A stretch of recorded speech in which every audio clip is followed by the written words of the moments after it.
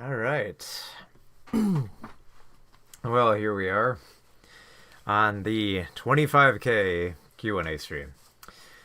So yeah, we've made it to about 25,000 subscribers at this point, which is yeah, pretty fast. I don't know. Like Social Blade said, it was like a milestone, so I figured I'd treat it as one and use it as an excuse to address some more questions and answers. So I got I recently made a post about 2 days ago, and I've been compiling all of your questions that you've had here.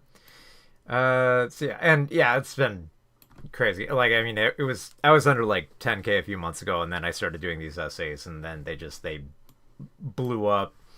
And I kind of knew more or less that they would, just not to the degree that I thought like I knew the critical drinker essay would do fine. It would do okay numbers. It ended up doing really great. So it just went from there. So yeah, I've been happy with the essays that I've written since. So, and I think people seem to enjoy them as well. So welcome to what do we got here? We got Stardust, Talbert Tran. How you doing? Congrats on the milestone. Yeah, thank you.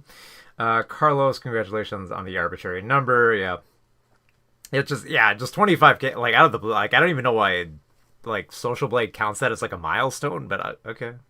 Because I think the next one up from that's like what, like 100,000. So it's just jumps like exponentially from there. Like it goes from like 10K to 25K. Let's see. Delpadan says, I see you have Uncut Gems Blu-ray cover. I personally think Adam Sandler deserves the Oscar and disagree with Joaquin Phoenix, but hey, bigger stage. Yeah, Uncut Gems is so great. I actually know, I have a friend who actually worked the sound on that film. And yeah, I have not been able to stop thinking about Uncut Gems for so long. Just everything, like the pacing, the tone, the intensity, and just the scene where after he finally makes the money and then immediately gets obliterated, just that scene sticks with me. The way that it immediately cuts up to the ceiling with the mirrors, just oh god. I cannot stop thinking about that film. It's easily Adam Sandler's best film. Humble Bovine says 25K is a pretty substantial number. Imagine having to fight 25,000 people in one room, old boy style. Like horizontally? With a weapon? I can imagine doing that. Alright. God, I don't know why my voice is screwing up. Probably because I had a little dairy. Alright, anyway, let's get to the questions that we had. Oh, wait, there was one last thing I wanted to do here. I did want to give, some shout outs to the page. We've had like a few patrons that have been subscribed, and I've very much appreciative for them. So let me list them off here. Let's see, active paint. Yep. So obviously there's a few that I already know here. There's of course Viceroy Scorn, and then we have a few others. Like we had Tanya W has been great. Shader 3D 3 Durarium sorry 3 Duranium. It's the 3D it throws me off. Billy Goat Gruff, Totally Fries, Mr. Yaru, and the recent Nodals. So thank you all so much for your support. And I am still working on those books that we're going to get out there. For those who don't know, on the Patreon, you don't just get early access, you also get the books that I'm working on. So once they're done, you'll get a copy. And if you sign up right now, you'll get the latest one that I've written, which is on Saturday Morning Cartoon. So there's that. Let's see. Constantine James says, dude, just want to say your content has really made me push myself, and I've completely and utterly turned against AI in any capacity. Been telling my loved ones to stop using it altogether. Well, that's good news. The chat, I just noticed the chat is huge. Let me change that so it's not like massive. Where's the setting here? Why is it so big like that? I think maybe because I turned it up. Do a clean one. There we go. Do a little smaller. Okay. That's good to hear. Do you have any interest in dipping your toes into video game content? A little bit. I've been trying to occasionally go to this, set up like a little side series I do of games based on movies, which I did for a little bit on Twitch for a little bit. Like I went to Twitch for a little bit, but I found it very cumbersome. And when you get like if you end up like accidentally having like copyrighted details on there, like you end up just like instantly getting banned for a while. I don't know if it's changed since, but it's like it was such a headache, so there's no way that I'm gonna keep dealing with it, you know. The chat is still really weird with that. Like, hang on. Congratulations to 25K. I'd been looking for a new movie critic, and the algorithm kicked up you for some reason. Don't remember what the episode was. That's the algorithm for you. It always kicks up some. You'd be surprised what you find, you know. Yeah. If anyone wants any questions, I'll try to answer them through here. Like a favorite book series, or fantasy book series. Fantasy books. I'm trying to think what in particular. Like I mean, like Lord of the Rings is all right. I guess like Dune technically counts as fantasy. I guess since it involves magic and all that. I haven't read a lot of the Discworld series. I've read like a few books, but I remember liking them, so I'd imagine I'd probably like them more if I kept reading them. Let's see. Zaman J says, I do remember checking your other videos to see if you were crazy and finding the Reagan video and being like, yep, this is like... I guess like that's like the best of it, because like the thing is like the Reagan video instantly gets people like they know where I stand on that immediately, because I make sure that like the first sentence gets across what I'm trying to do here, which is that yeah, Reagan sucks. You make, I guess like that's my best advice for making a good video. Make your thesis statement like immediately understood by the beginning there for a good hook. Not all the time, but it's a good hook. But yeah, like I've gotten that comment a lot too. Everyone gets they see that first comment where I say Reagan's a piece of shit, and they're just like, yep, I'm on board. Do you wish your regular content got more views than political content? I think yeah. Well, you mean the essays and stuff like that. I mean, essays usually tend to do much better in general, just because like you know they're longer than the reviews I do. I mean, they talk, you know, it's more provocative stuff. It's like, yeah, I'd like my other stuff to do well too, but I'm not ashamed of like the video essays that I do, because it's not just specifically talking about like the anti-woke dorks and the grifters just on that level. Like I don't just want to talk like it. They're kind of more like the hook. They're like the angle that'll draw you in. So like, oh, okay, we got to hear about this guy. But then I always try to do something like, like scream like Homer, I guess, or well, kind of like that, kind of like having like weird edits like that I throw in. But also just recommending stuff. Like if you watch the Critical Drinker video, people complain it's like, oh, the 6 minutes you're just talking about I have no mouth and I must scream. It's like, yeah, because I like it. I want to talk about it.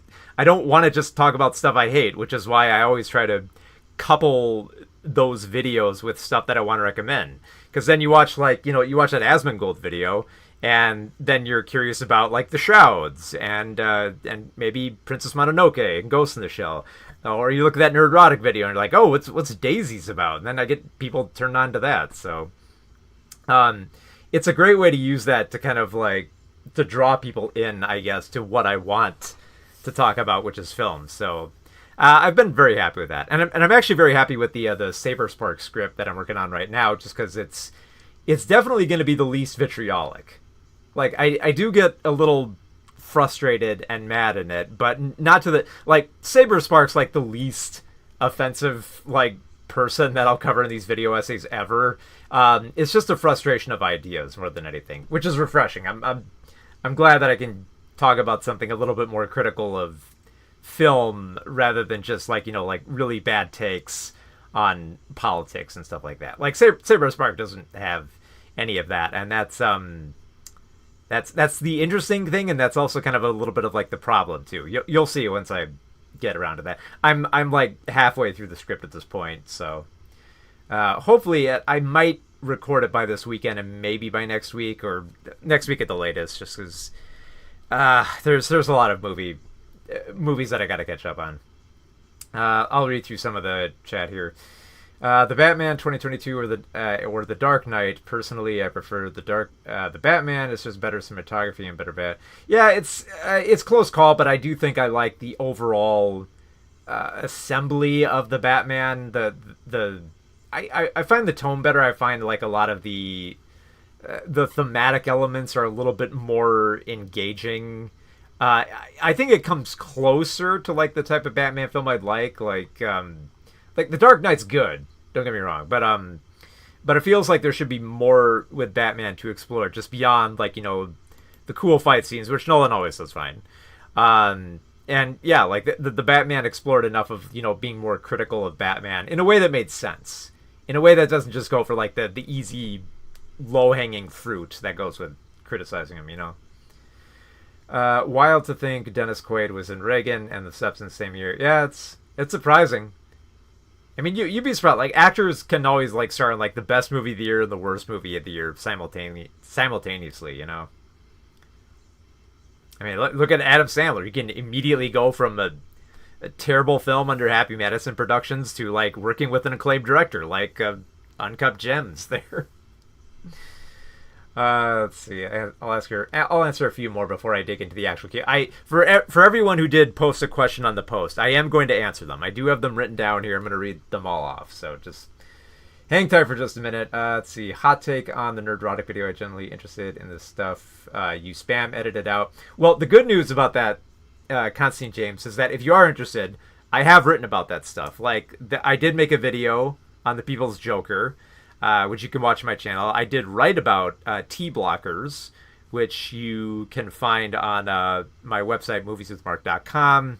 And I did write a section on daisies on my Patreon. So my thoughts are out there. It's not like I'm not just like throwing out obscure stuff to be obscure. Like there's actual like reviews and stuff I've written about it that you can check out.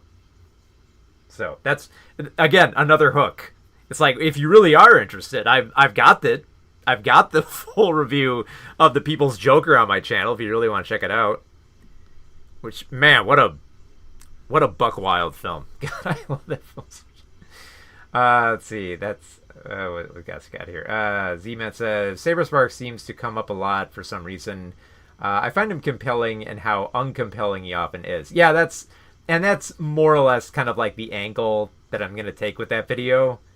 Just because like there's a lot to discuss with like Ralph Bakshi films, and I feel like a lot of cartoon critics are just like, I feel like they're almost like scared to talk about like how they either really feel or they're just not equipped to talk about the stuff that Bakshi explores in those animated films, because they're not easy. They play off a lot of like societal, cultural, and political stuff that you really do have to dig into, especially with stuff like Fritz the Cat and how the controversial way that it adapts like Robert Crumb's work, which is, like you look at like the sex scenes in the Bakshi film and the sex scenes in Crumb's comics, and they're like night and day. Like Crumb like frames sex like sex, and Bakshi is like cartoony squash and stretch acts. So I'm going to go over a lot in that video.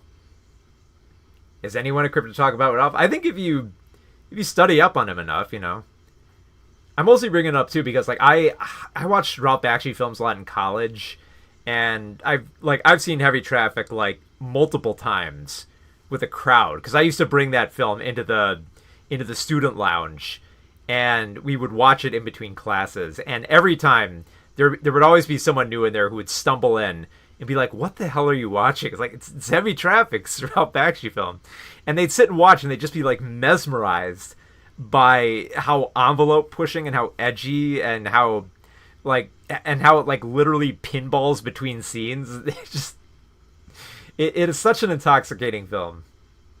But also it came out in the mid 2000s when we were all big into like adult edgy animation at the time. So I do feel there's a lot I have to say. I'll let y'all know. Let's see here. The Dark Knight is good. Let's see. Tanya says, lol, when you sleep. Somewhere. Oh, no, wait, he's talking about with Years 601 here says, "Hi man, I really like your videos. This is probably the only stream I catch as I'm in the UK, and I happen to be up at 2 a.m. I just wanted to say I appreciate your content." Oh, well, thank you so much. I'm glad that, that you stayed up that late. I mean, this is usually when I regularly do streams, so I guess that makes sense.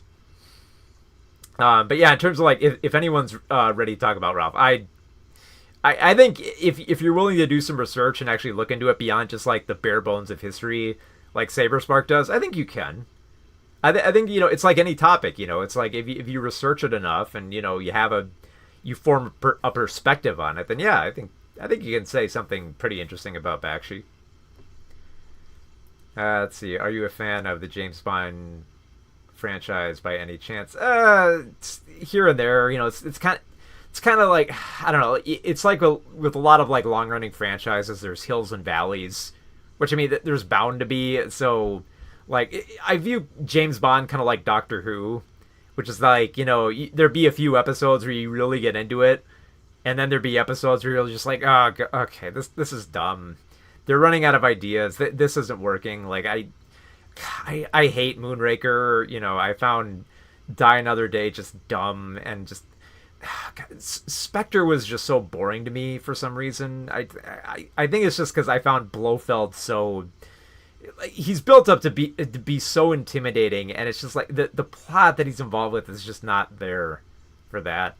Not to mention, like, No Time to Die was very underwhelming, I thought. Like, they're okay for like good action scenes and stuff like that, but man, the plot just gets ridiculous in those. Which is why, like, I'm a bigger fan of when Bond does go more ridiculous and gadget heavy. So, let's see. Talbert says The Dark Knight is a good movie that got overshadowed, but 11 out of 10 from Heath Ledger. Yeah, Heath Ledger is good in that film, of course, but I doubt I'm saying anything new. Yeah, like, James Bond's all over the place. All right, so here's the Q&A questions that we got here. So Tanya says, who are your favorite authors? And I really enjoy writing style. Favorite authors, I have, like I've mentioned Harlan Ellison. I love the way that he writes, the way that he uses his vocabulary. Trying to think of some other, like, Thomas Pynchon. I haven't read a lot of his novels, but I really do like the Crying of Lot 49, just because it's such a bizarre conspiracy thriller book. I think, and it's hard to tell people about this story because it involves, like, a conspiracy between two corporations and someone trying to investigate it, but there's like weird scenes of like sex in a hotel room where electronics explode for some reason. It's the way I would try to describe this novel is like it's like if Dale Gribble wrote a book. That's the easiest way I can describe The Crying of Lot 49. But also, like, Kurt Vonnegut. I really do love his work, like Slaughterhouse-5 and Breakfast of Champions.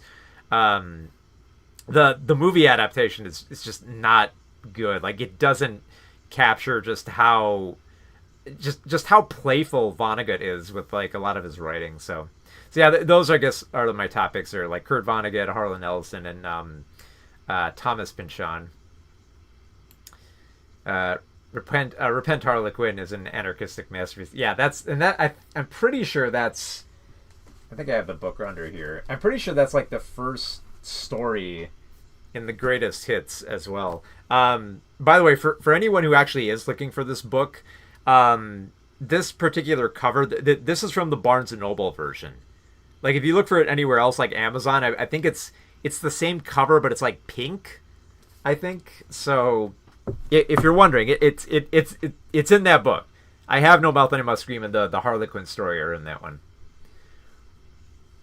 In Pocket Sand. Yeah, it's like that. Yeah, Breakfast of Champions is such a great book.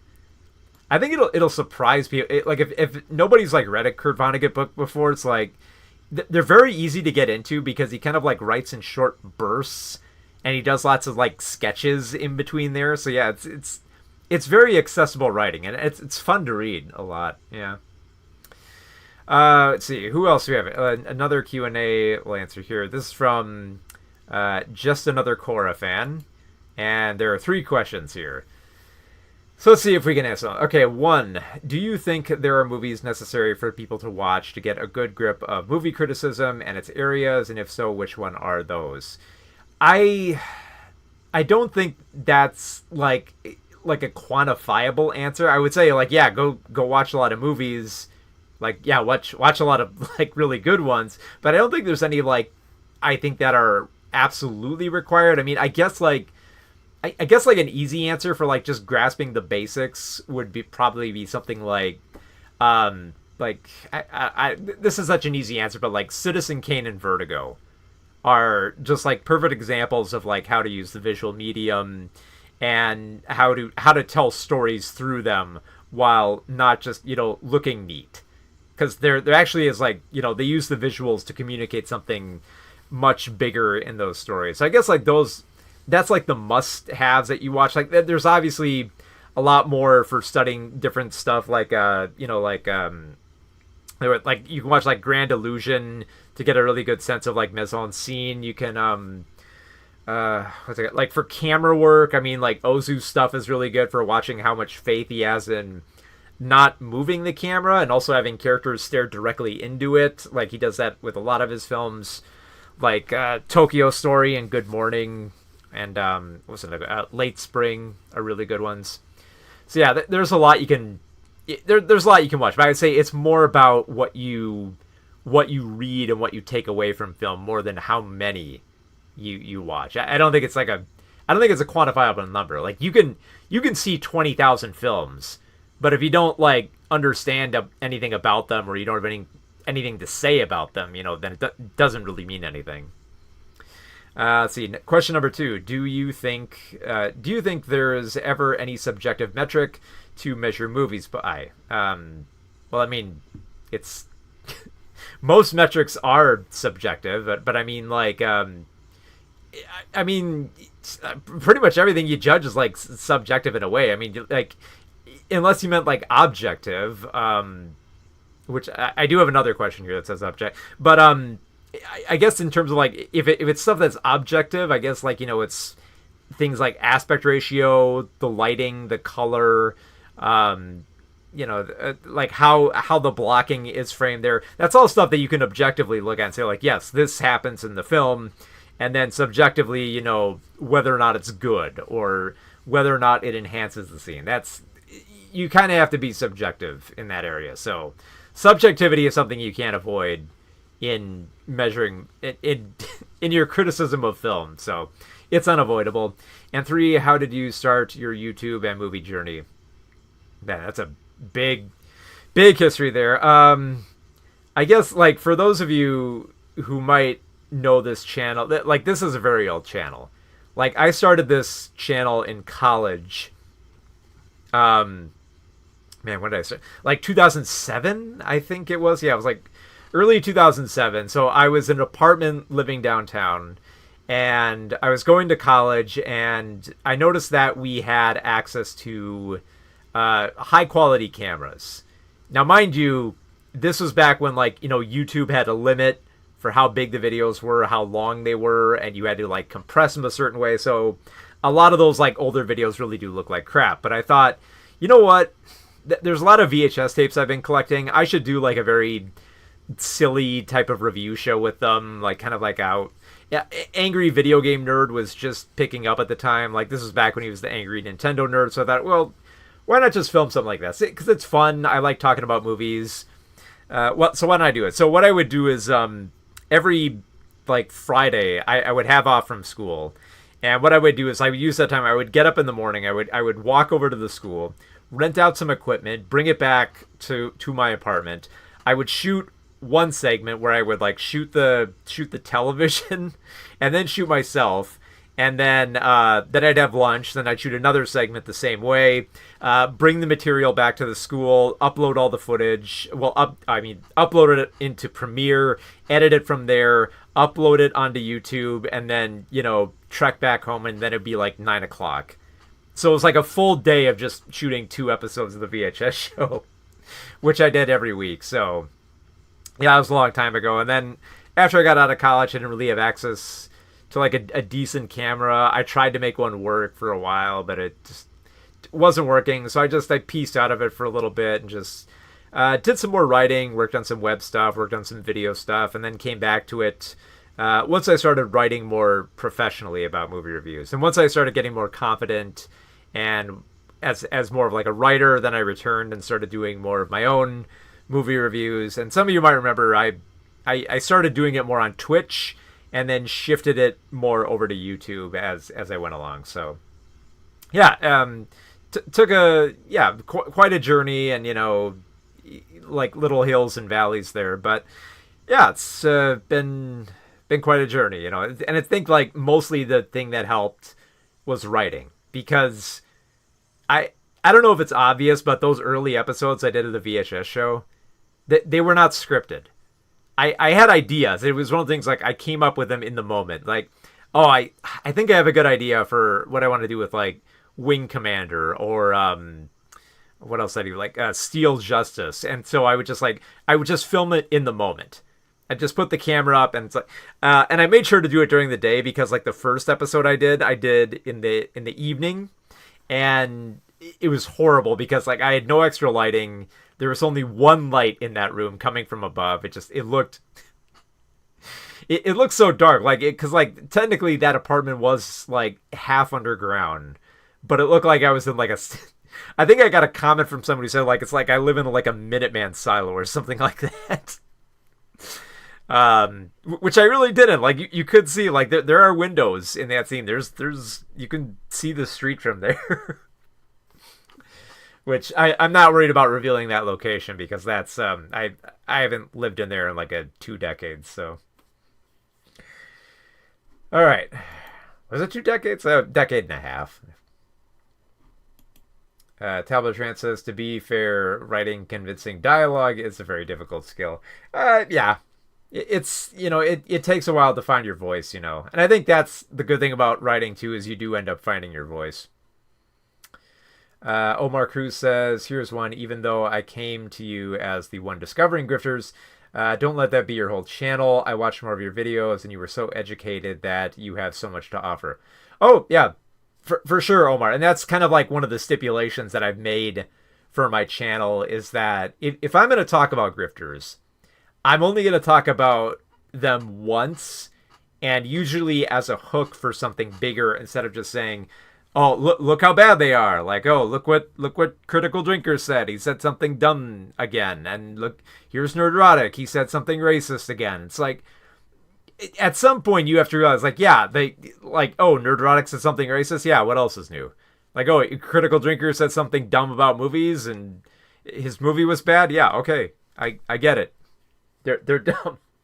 So let's read that. That's the whole point. It's like, I want to, like, redirect the conversation back to media I love, because I mean, I think I tried writing this in one of the comments that I was retorting back to, but it really is like that line from The Last Jedi, where after, like, Rose saves Finn from, like, sacrificing his life, it says, like, the way we gotta win is, you have to, like, not fight what you hate, but preserve what you love. Which it's a corny line, but it's true.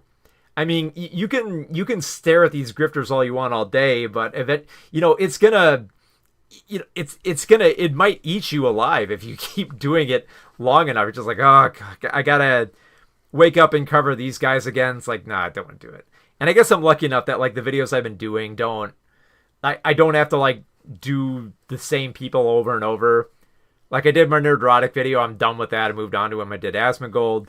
Done with him. I'm going to move on to Saber Spark, where I talk about Ralph Bakshi films. So, and the thing is, like, I love doing it because it's on my terms. I don't waste my time with the same grifter over and over, and I get to talk about what I love, and I get to get people more interested in movies and books and television, because that's ultimately what I want to do. Like, at the end of the day, that's what I want my channel to be about. I want to tell people about movies and how much I love them, and get other people interested in talking about them. That's all that I want. That's what I want to do with this channel more than anything else. Like, it's not even about waging the culture war. I don't care what Critical Drinker is doing now. I'm trying to, like, wrestle the conversation away from them. That's what I'm trying to do here. Let's see. Fork found kitchen. Let's see some of the other notes here. YRS601 says the channel must be very old if the username Movies with Mark wasn't taken. The weird thing is, my website, I actually bought the Movies with Mark URL because I found out it was up for grabs, and then once I bought it, and I think I bought this like 12 or 13 years ago. I think after I bought it, like it belonged to like another critic who's still active. I think his name is like Mark. I guess I won't reveal it because he wants to be, but it's like Mark D something. And I remember he contacted me on social media, and he just said like, "Hey man, I like that you took the URL that I abandoned and you actually like did something with the website. So good for you, man." So it's weird. It's kind of like I've never had that happen where like I bought a domain and then I met the original owner on social media. And it's just like oh, it's like, oh, I like what you did with the house. I used to live here. Especially for like another movie critic. I thought that was kind of wild too. He's still I don't know if like I followed him on Twitter for a while, but then I migrated away. But last I checked, he was still writing. So it's good to hear. Let's see. Omar says, I got the Ghibli connection and it grossed me out. Let's see what else we got here. DJ129 says, you mentioned Saberspark. What are your thoughts on the YouTube cartoon community as a whole? Let's see. Let's mark Mr. Like, I made my points made on Mr. Enter, but I'm kind of a little bit frustrated with the limitations of what some of the cartoon community is willing to talk about. And I think part of it is YouTube and how a lot of these critics frame their videos to kind of be safe in what they talk about. But I also think because like I'm still researching this and writing it like as we speak, but I think there might be something to just the type of material that they cover as well, where I don't think they're equipped to talk about some of the more like adult animation in a way that's just beyond the like the surface level like design and the appeal of it all, because that's kind of like my big problem whenever they talk about Fritz the Cat, because they'll usually just rattle off the history, just be like, oh, it's here's the history, Bakshi and Crumb wrestled with rights and it was X-rated and it had sex and drugs. Like, yeah, I've heard all that before. I grew I grew up loving these films and I was researching them. Yeah, I know all this. What more can you add to the conversation? And that's what kind of frustrates me, is that it just feels like people trying to be the History Channel and not giving their perspective. Which, if anybody else who's listening to this wants to be a film critic, or just talk about film more, please just form a personal opinion.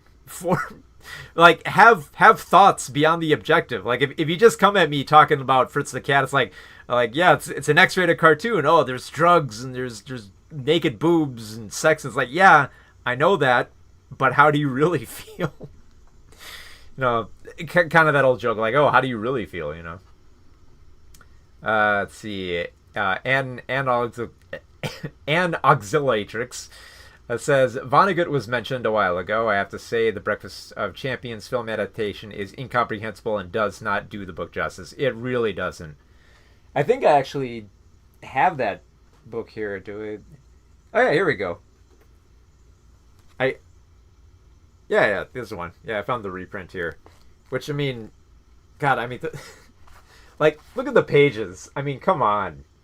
Don't tell me you don't want to pick this up and read it right now. Like, I kind of do right now. That's why I have it right next to me, because I've been thinking about it. After I get, like, I have a big pile of books down here. So, after I get through reading all those, Have you ever seen the cinematic masterpiece Elf Bowling, the movie, The Great North Pole Elf Strike? It's an underrated gem. Comment from Picklelore 2010. I have not seen it, but I did work in a video store at the time where it was on the shelf, and it was one of those oddities where I just stared at it for a while when I was at the video store. It's like, what? How did they make like, nowadays it's easy to believe you make a film out of just such a simple concept, but at the time, it was just kind of like, what is this? So I have not seen it. What are your opinions on becoming the Professor Dave of calling out anti-woke grifters? I don't know who Professor Dave is. I guess okay, as long as I'm, inspiring people to take media more seriously, that's all that matters at the end of the day. So I guess I feel good about it, especially since I'm fairly happy with the scripts that I'm writing. So let's see. Bean says, yeah, I definitely was introduced to your channel from your anti-grifter content, but have stayed for more of your movie reviews. Great. That's actually more or less kind of what I was aiming for. So yeah, thank you. I'm glad I hit the nail on the target there. See, Brava says, that is why I enjoy things like the RLM bump, and they review something a classic like Street Trash. Yep. Okay, let's see. KJ Zana says, would you ever want to meet Tommy Wiseau in person? Possibly. Just because I think, like, Tommy Wiseau seems like a fairly guy who doesn't take himself too seriously for the most part, it seems. So might be nice to meet. I think I almost had the chance to meet him when there was because I think like around the time that the disaster flick was coming out, there was like a special screening for The Room being held right across the street at another theater, which I think was happening like the night before, I think. And I think Tommy Wiseau was there, but I didn't get a chance to go meet him. He might come back sometime, so yeah, I guess it'd be nice to meet him. DJ says, what are your thoughts on people like the Birdman who have drinker videos as well? They've been accused of grifting off of grifters and milking them for views. I like Birdman. Like, I really do. And I shouldn't have phrased it that way, because that may seem like I'm going to make a big but at the end there. Because no, I really do appreciate that he's calling out grifters like this. But it really is like, it really is kind of like it becomes more of like a job at that point to just like dissect and research. And I do love that Birdman actually like puts thought into his critique. Like, he's not just saying like, oh, you're wrong about this, you're wrong about that. Like, he actually, brings receipts and, does his due diligence to like make, to make a more nuanced commentary. And he does reviews as well, which I also appreciate. I also appreciate about him, because that's what makes me love Birdman more. Like, he's not just talking about Critical Drinker. He's also reviewing stuff on his own terms, which I love. But like the way that I've kind of viewed Birdman and other YouTubers that I followed, kind of like Organized Chaos and Actual Fandom, and those types of people who cover these guys regularly, is that I always kind of view them as kind of being like at the borderline of Chudville. Like, they're right at like the front border there, trying to like lure people over, saying, look, this is wrong. The Critical Drinker and Nerdrotic, the people that you're following, they don't know what they're talking about. They've been selling you lies. Here are the facts. If you don't believe me now, come back tomorrow. I'll still be here. I'll keep, doing everything I can to convert you over to actually coming over to our side, which wants to talk about media in a real way and not just talk about, woke stuff and just, making up, anti-woke talking points. I view like people like Birdman and Organized Chaos and Actual Fandom as those guys being on the front lines. And what I want to do with my channel is essentially be the one who's more inland, who, is going to be there once people have been converted, over from Chudville. They come in. I want to be the person there who's going to give them a big bowl of soup. I want the person who's going to be like, look, it's okay. We don't have to talk about them anymore. We can talk about them a little bit, but let's actually talk about media and discuss it on a level that is more intelligent and research, and we can actually, keep up to date on the latest movies, basically, ensure that there's a better media diet after getting out of Chudville. So, I don't know, like that's just kind of like the way I viewed it in my weird hypothetical. Let's see. Dalbert says Disaster Artist was okay to me. Yeah, it's okay to me too. I remember I really liked it at the time, but I came back and watched it again. It's like knowing a little bit more of what I know about the production now, it's just like this is still good, but not as good as I remember. Inoxylatrix, God, it's like a tongue twister.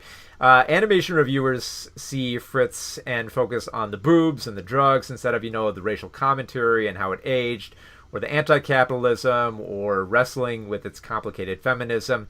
Oh my god. Yeah, and it's weird because, like, if you watch more of, like, Bakshi's filmography past Fritz the Cat, it becomes tougher not to talk about that stuff.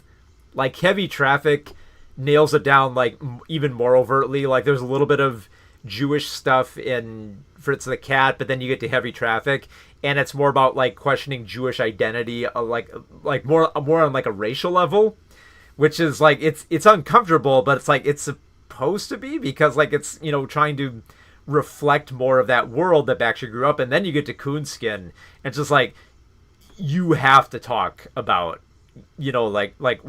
systemic racism and the capitalism that feeds it and the organized crime that feeds it. There's no way to get around it. You have to talk about it. Which is why it's weird, because to the best of my knowledge, I don't think Saberspark has done a video on Coonskin.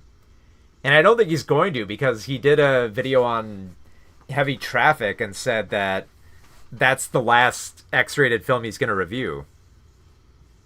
So I don't know if he'll, unless, like, he's done, like, a Patreon video or something. I haven't seen him do Coonskin, and I don't think he will.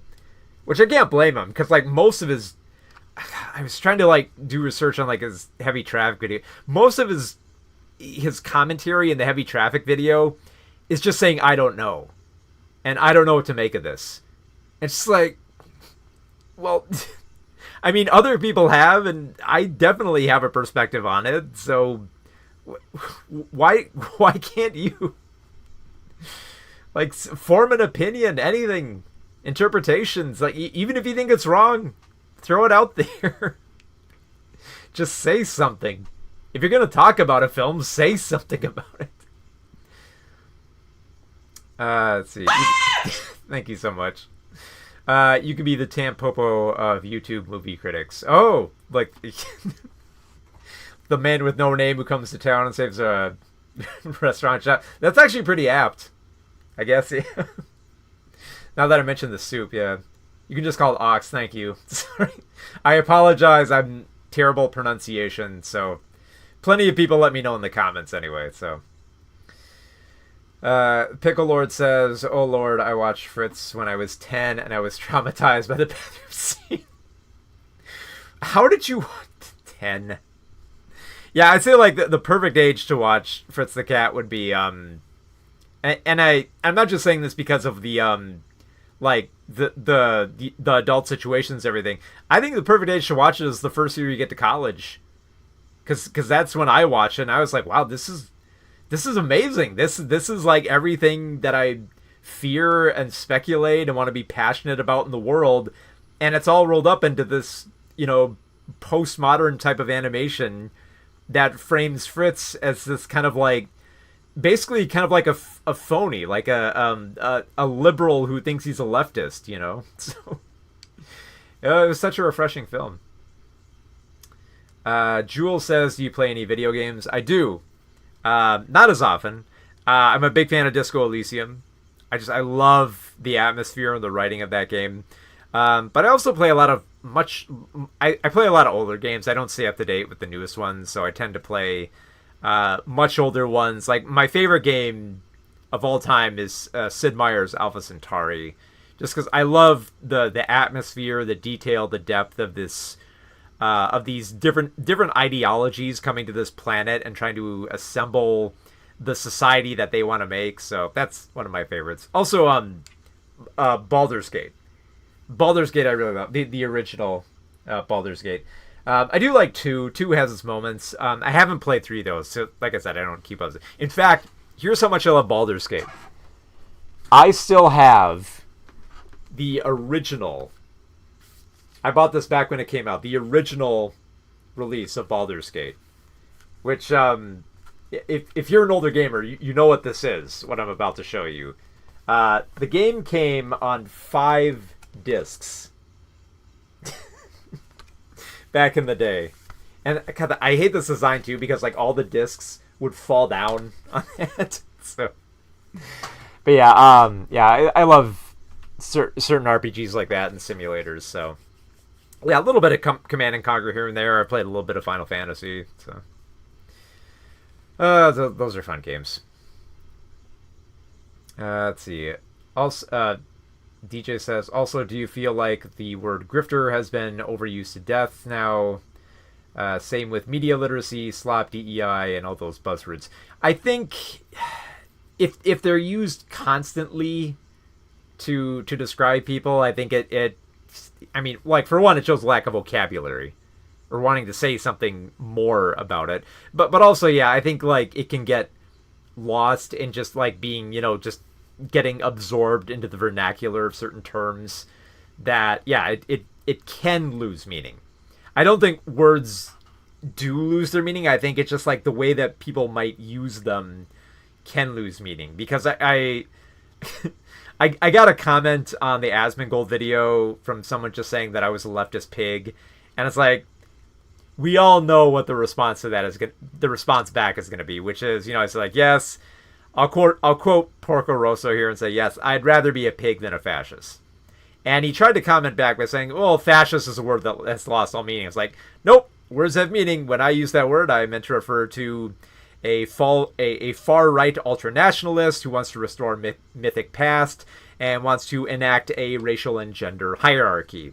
That is more or less the definition by most historian standards. So say like, well, do you want to take a whack at defining leftism now, since that's what you called me? So yeah, words have meaning. It's just a matter of who's using them and how they use them, which I think needs to be taken more account of instead of just brushing off words as being buzzwords. I think it matters who's using them,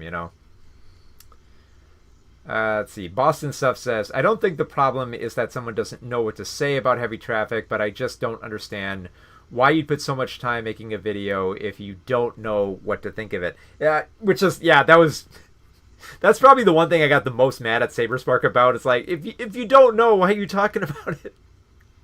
Do you just want to talk about because I noticed the one thing he got passionate about in his Fritz the Cat video, more than anything else, was how they drew the tails on the butts. Like, no commentary on how it depicts race or what it's reflecting about revolutionary movements or Crumb's comic work, but the one thing he gets really angry about are the tails. And it's like, it's very, very surface level stuff here. And I'm trying to find the best way to phrase it, because I don't want to come off being too mean and say oh, you got to read all this stuff to better understand Bakshi. I don't want to be like that, but I do want to be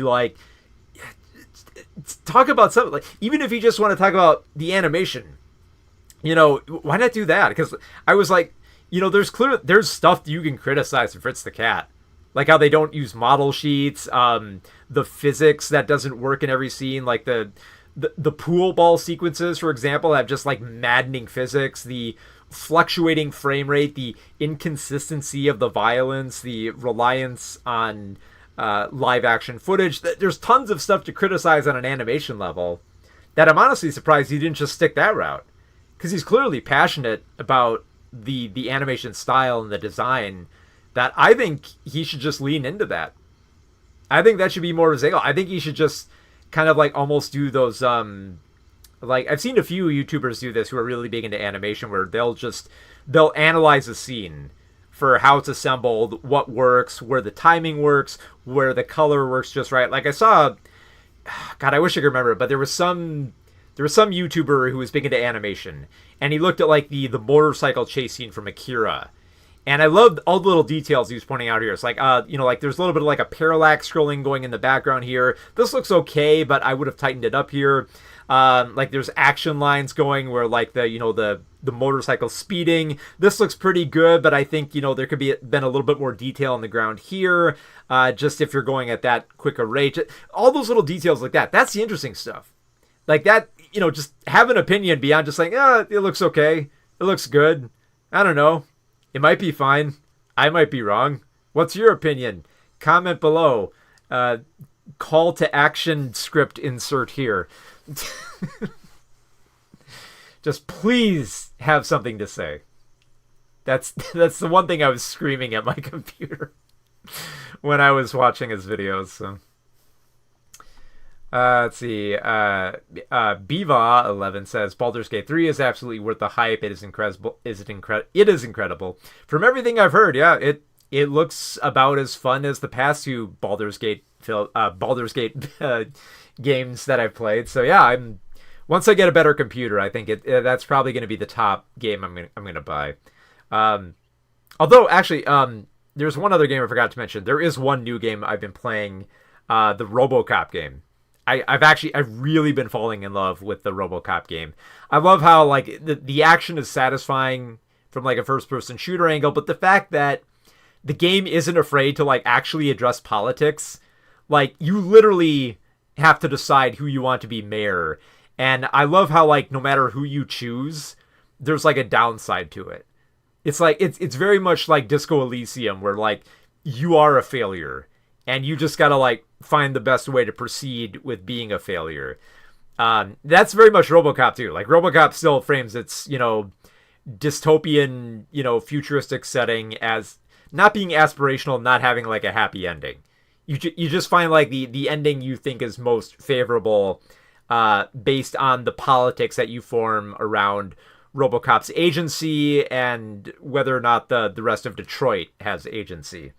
It is a little bit simplistic in the fact that it's very it's very binary in how it's set up. Like the tasks you're assigned are very simple. In fact, you even get like a cheat if you get more experience points. It says like, oh, if you want this route, choose this option to go this route with RoboCop being political. It's like, okay, you're making it a little too easy. It's like, I appreciate it, but like there's basically two routes you can more or less go down in that game, with a few little side quests here and there.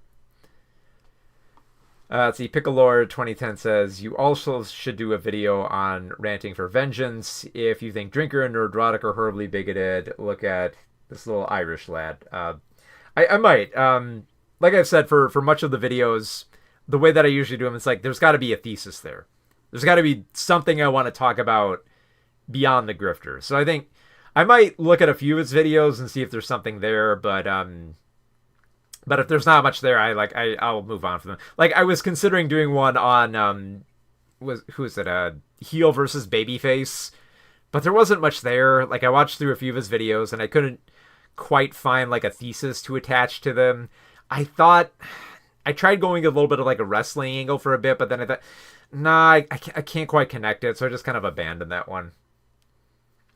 I did have like a little like short bit that I kind of wanted to do about him, which I might do in the future. It's kind of like a little mini video, but I'll save that script as a little surprise for a rainy day. Let's see. Ox says, I think the thing I think reviewers / cultural commentators need to be careful of is dunking on easy targets without adding anything new. It's easy to make fun of a bigot, but I prefer for there to be a purpose. Yeah, and I think that's what I think a lot of people are craving. Because like there are only so many videos you can do on like Nerdrotic and Critical Drinker before you're just like, okay, I get the bit. But like, but at some point, like if you can recognize the grift, you don't need those anti-grifter channels anymore, in the sense that you're converted, unless you need like a little catharsis, that little break to realize that, oh yeah, at least I'm not as bad as this guy, or something to get angry at, I guess, which I don't think I'd recommend. But yeah, like once the conversion is there, you gotta move on a little bit, at least to something. I mean, there's got to be like something, at least. Like that's why I still do movie reviews. Because like a lot of people say like, oh, well, your essays do really good. You should just stick to those. Like, no, I want to do movie reviews because I do cover them. I do write about them, and that's where I have what I have fun doing. So I'm going to keep doing that. Let's see. Thoughts on EFAP as a whole from DJ129. Is Mahler one you're ever going to cover? I might cover Mahler, but I mean, like, the thing is, Mahler's videos are so long, and I know that's like the joke with him too, but like, I've seen like some other YouTubers do some pretty great takedowns of them. Like Jack Saint did a pretty good one on talking about subjectivity and objectivity. That it was a really good angle. I was just like, God, that's so good. And it's one of those things like, man, I wish I would have done that. If he didn't do that, I probably would have done that as my thesis. I might, if Mahler comes out with a particular take where I think there's an angle that I can pursue for a thesis. So he's not off the table. Now there's EFAP. I did consider doing I might do it at some point, an EFAP parody where I just take like a good movie review or, you know, like some from like Dan Olson or H. Bomber or something like that.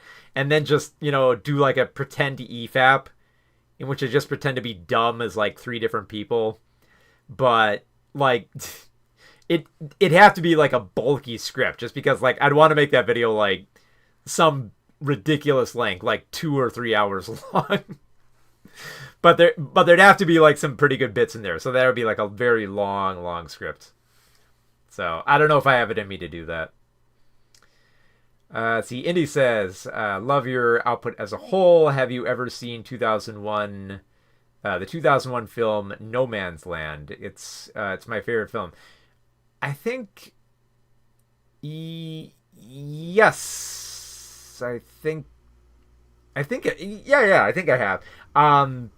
Yeah, I think I remember renting that from the video store circa 2004, I think.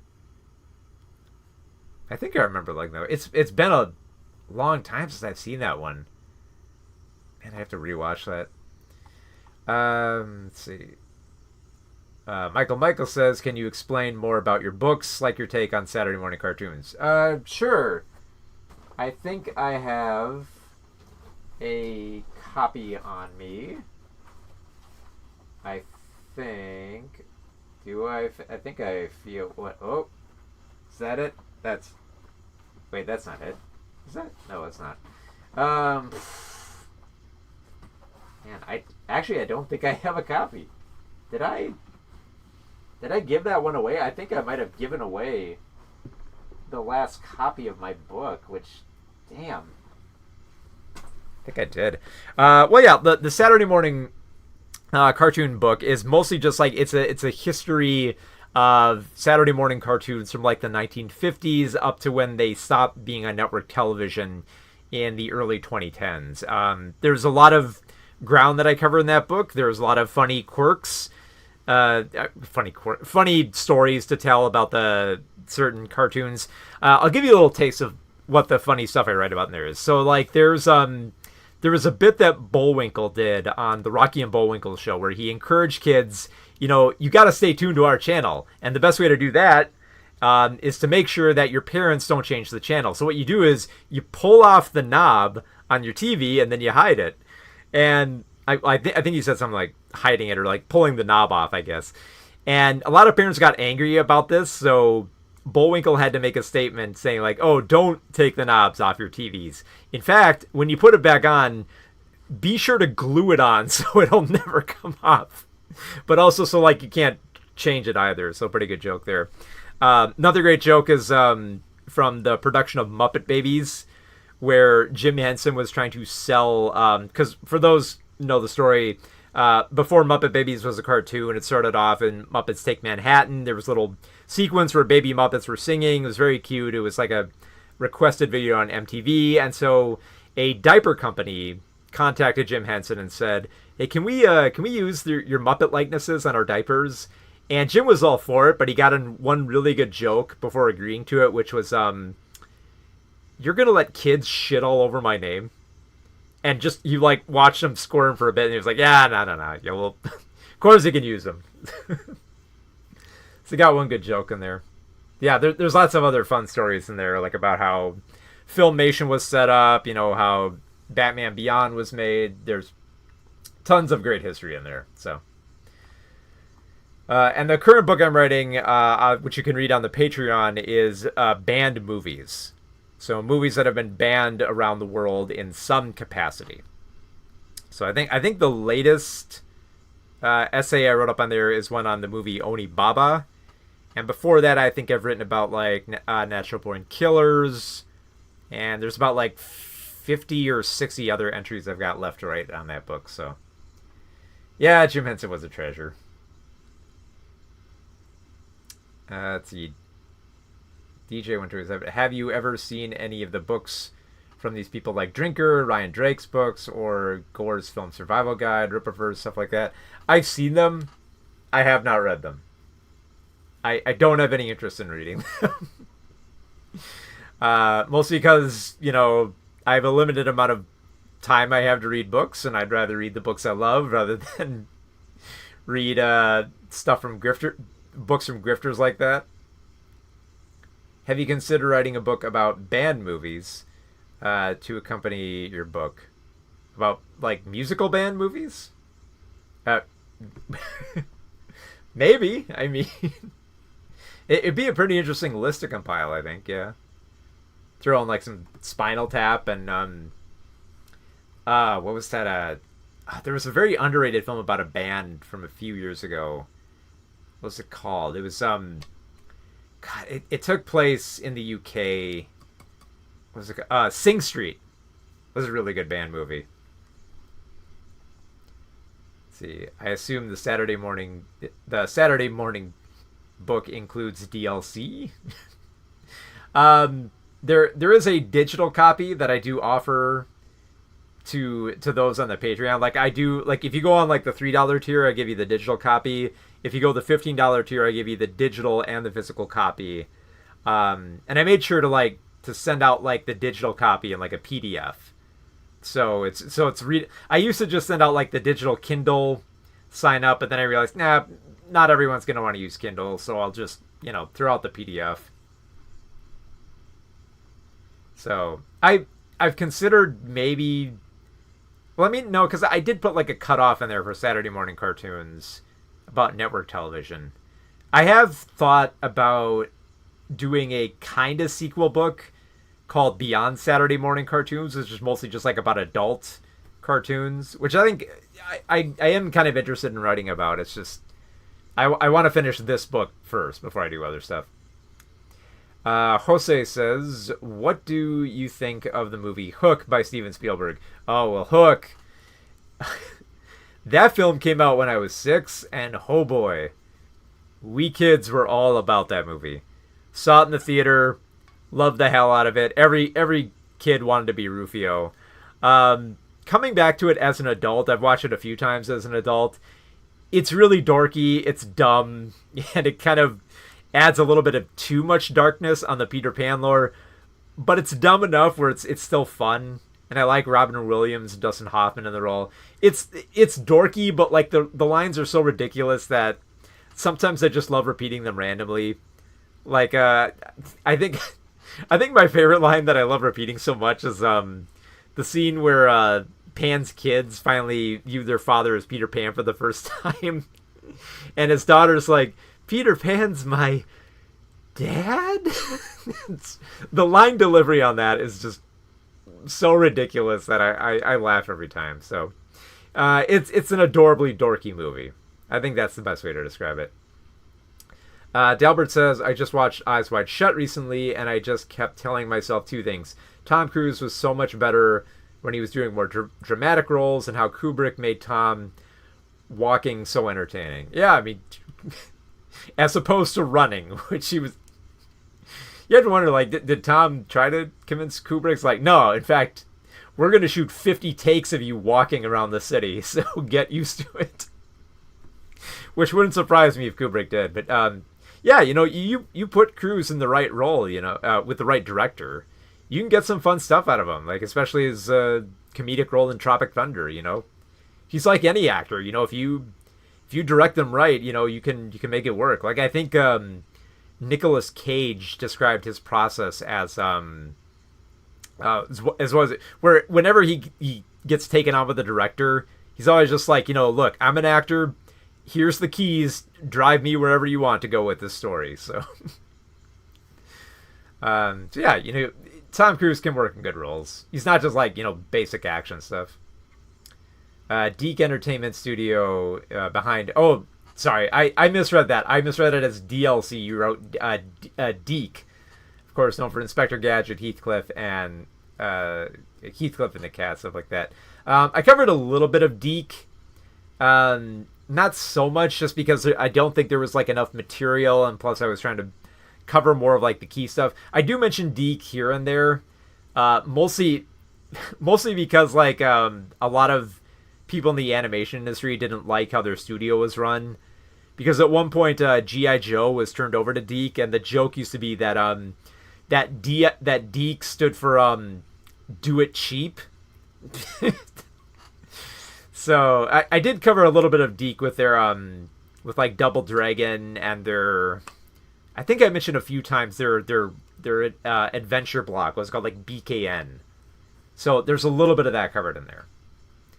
Like I just want to make it clear, I do cover the history of cartoons in there, but I don't cover every single cartoon in there, mostly because either there's not enough to talk about with them, or I just couldn't find any material for like certain, like there's some obscure cartoons where you can barely find any episodes for them. Like there's one like called like, was it like Skydivers or something, like, or it's like it's something about like pilots, and to the best of my knowledge I couldn't really find any episodes of it.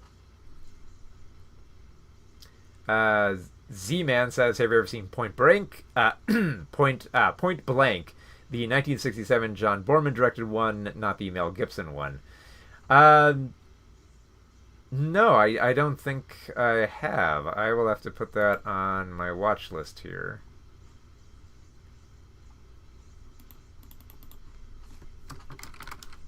There we go. Okay. Let's see, what else we got here?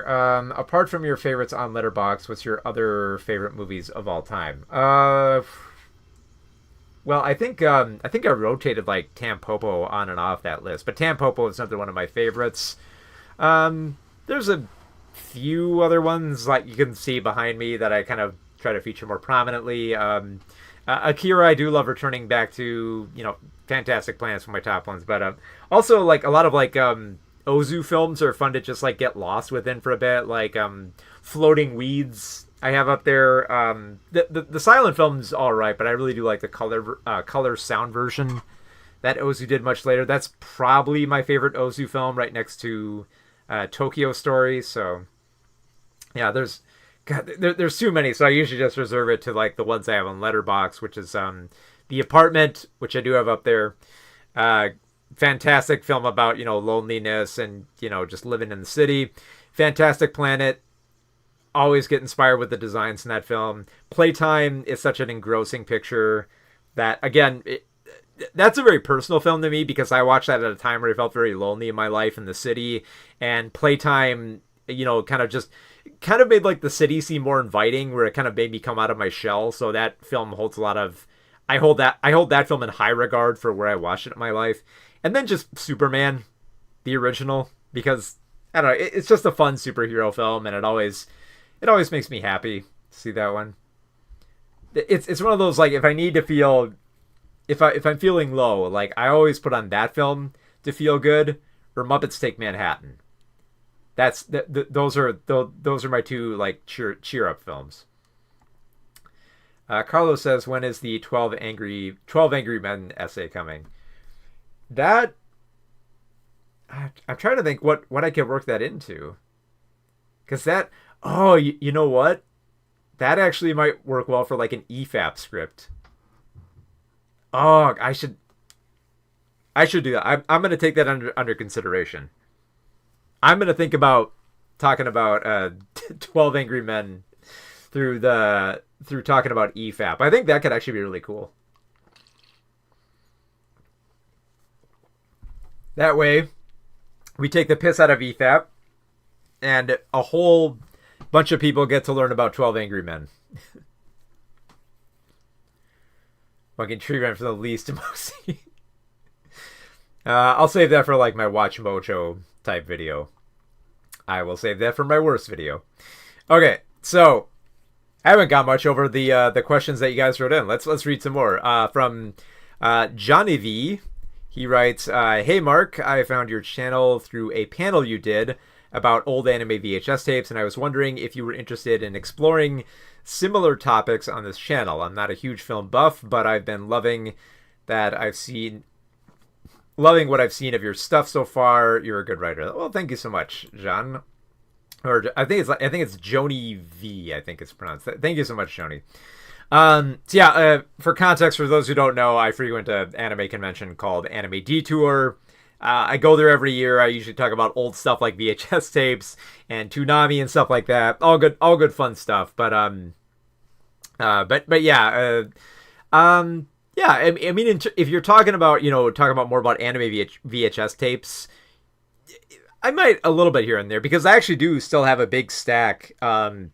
It's in a box right below me, but it's on top of stuff, so I can't open it. But I do have a big stack of like Robotech VHS tapes that I bought way back in the day. There is like a certain charm to the anime VHS tapes and how they're set up and the little promos they have and the catalogs. I might talk about it eventually. I do want to do kind of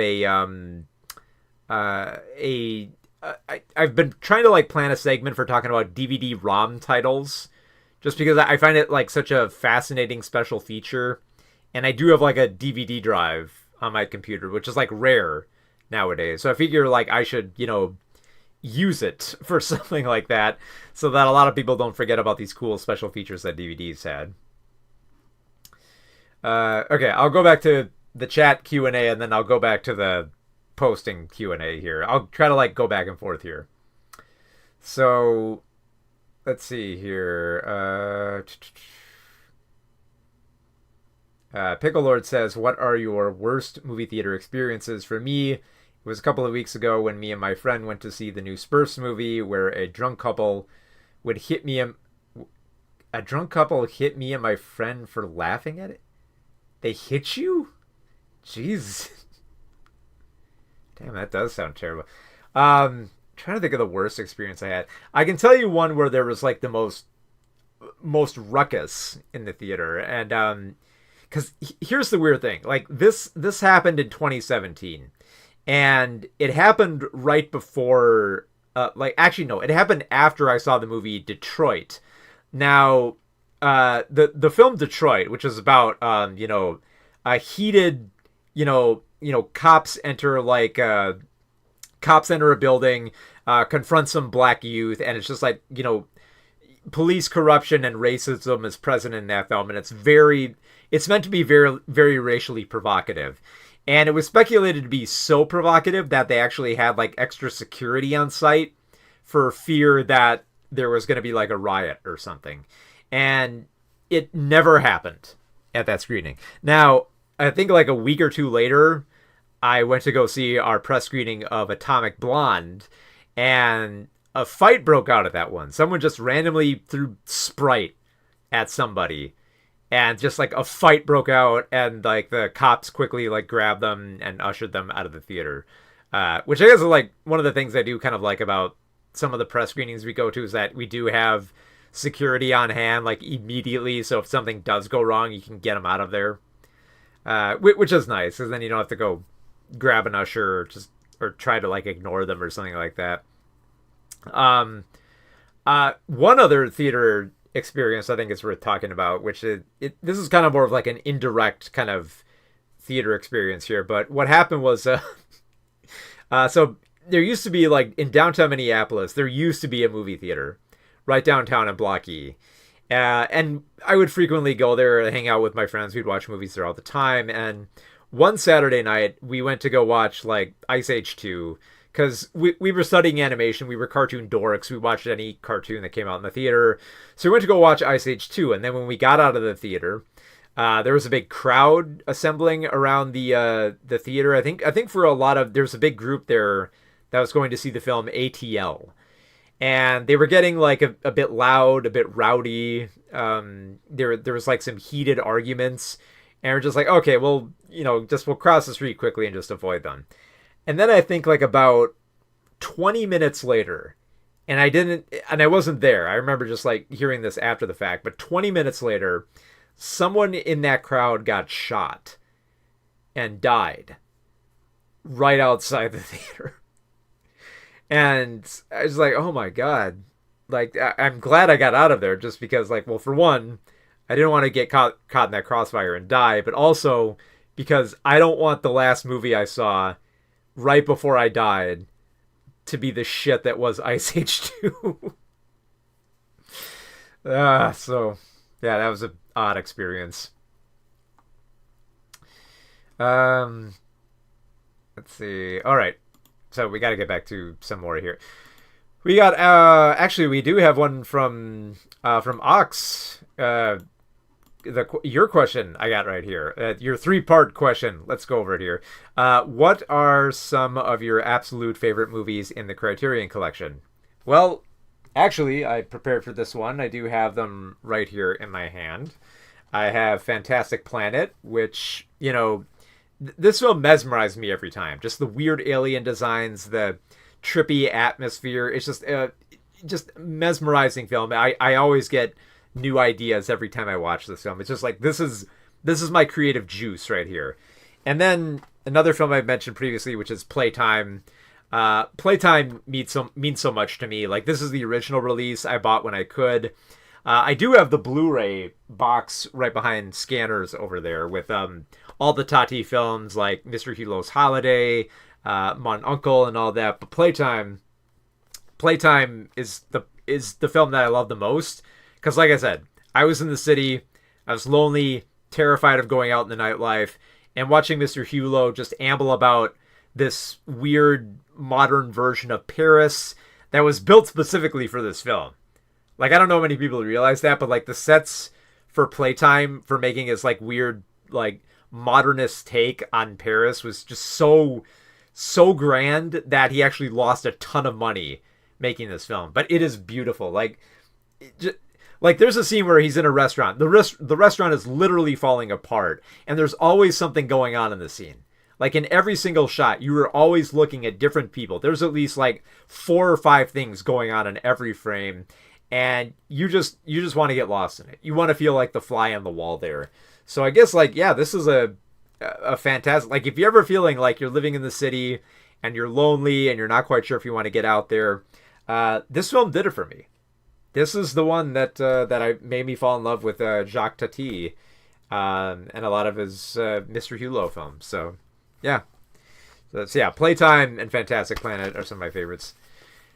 Number 2 for Ox's question: what are some movies in the Criterion Collection you'd like to own but don't own yet? Personally, I really want F is for Fake, Girlfriends, Afterlife, Down by Law, Shallow Grave, the reggae classic Harder They Come, and Opening Night. I could go on forever. So, yeah, like right now, the one I want that is really hard to find is Sorcerer. Like, Sorcerer just recently came out, and I cannot find it anytime I go to Barnes & Noble.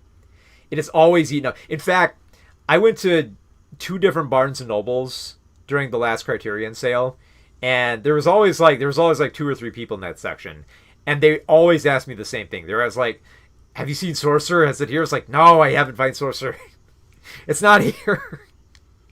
So they really want it, and I do too. Another one I haven't gotten around to buying, and it's only because I'm hoping that there will be a Blu-ray release, is Man Bites Dog, which is a mockumentary about documentarians following around a serial killer. It's very darkly comedic, and I love the tone that's there. Also, I'm gonna kind of steal one from your question, Ox, which is I do want Opening Night, but more specifically, I want just like the John Cassavetes box set. It's one of those sets that I've been getting around to for the longest time, but I haven't had the chance to buy it. And also the recent re-release of Chungking Express. I've got to buy that at some point. Anytime there's like a really good film that goes out of print, I always just like pine for it to come back in print. Like Floating Weeds for the longest time was not available. It was out of print. In fact, if you check like right above Do the Right Thing there, I actually have the the old Criterion DVD release, Floating Weeds, that I actually bought from a video store that was going out of business about 2 years ago. So that's one of my favorites. And number 3, are there any movies in the Criterion Collection you'd like to see but haven't yet?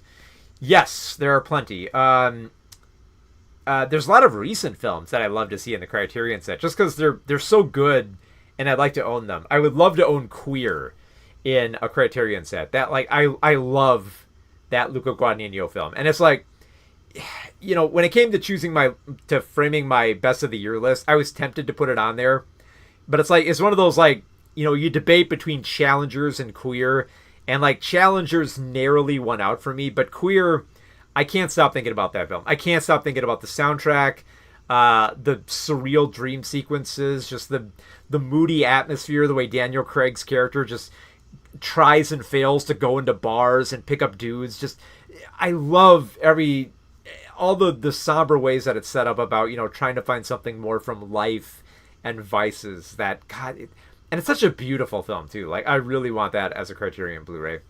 Other ones I want are like from last year are Hard Truths, just a really nice Mike Leigh film, and Memoir of a Snail, which I think is like Adam Elliott's masterpiece of a stop motion film. That film needs a whole lot more love, and I hope it gets a proper Blu-ray release.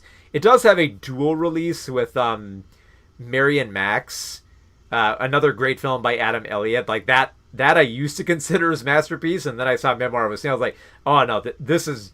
I love Mary and Max, but this is a fantastic film. So I hope that gets a Criterion release. But among like the films I want in the Criterion Collection, here's my ultimate desire. I want there to be a Ralph Bakshi box set. I want there to be a set with Fritz the Cat, Heavy Traffic, and Coonskin. Just because those 3 films, those are like the first 3 films of Bakshi, and they're the best. I think most people would agree. And I need like a really nice Blu-ray restoration of those films. Because like they did get DVD releases, and I think they did get a Blu-ray release.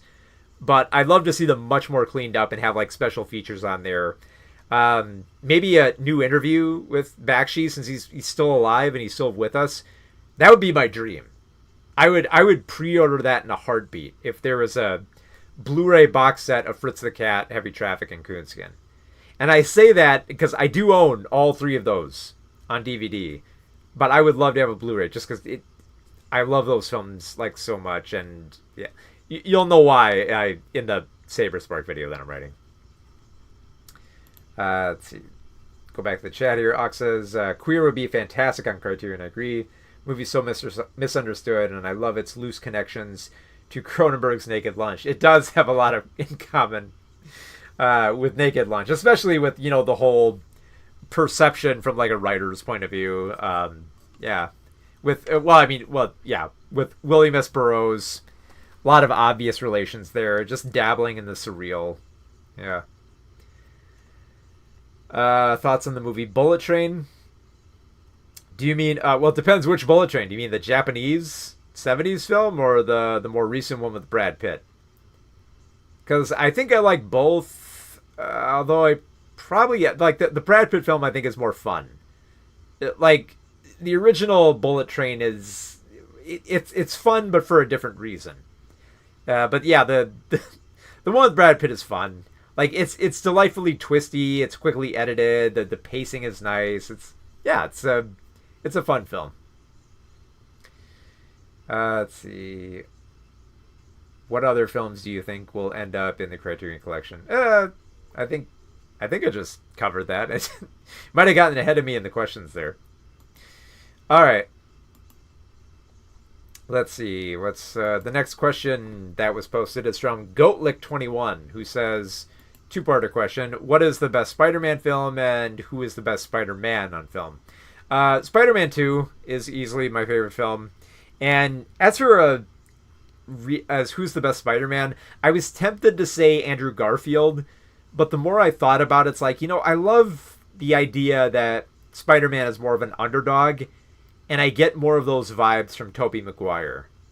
So I kind of got to go with Tobey Maguire and Spider-Man 2 for that. Just because that works so well. Aiden says the new one with Brad Pitt, lol. I'm a super service level movie watcher, and it's one of the only movies I've rewatched. You know, the weird thing is, like, there actually there was a sequel to the Japanese film released this year called Bullet Train Explodes. and it's like it is like a direct sequel. Like it involves the events from the past film, which it does try to catch you up on, but it's very weird that there's a 70s sequel, you know? Well, a sequel to like a film from the 70s that relies on plot points from a film from over 40 years ago, like 50 years ago at this point. Have you seen Serial Killer Bean Forever? That is real pinnacle of television.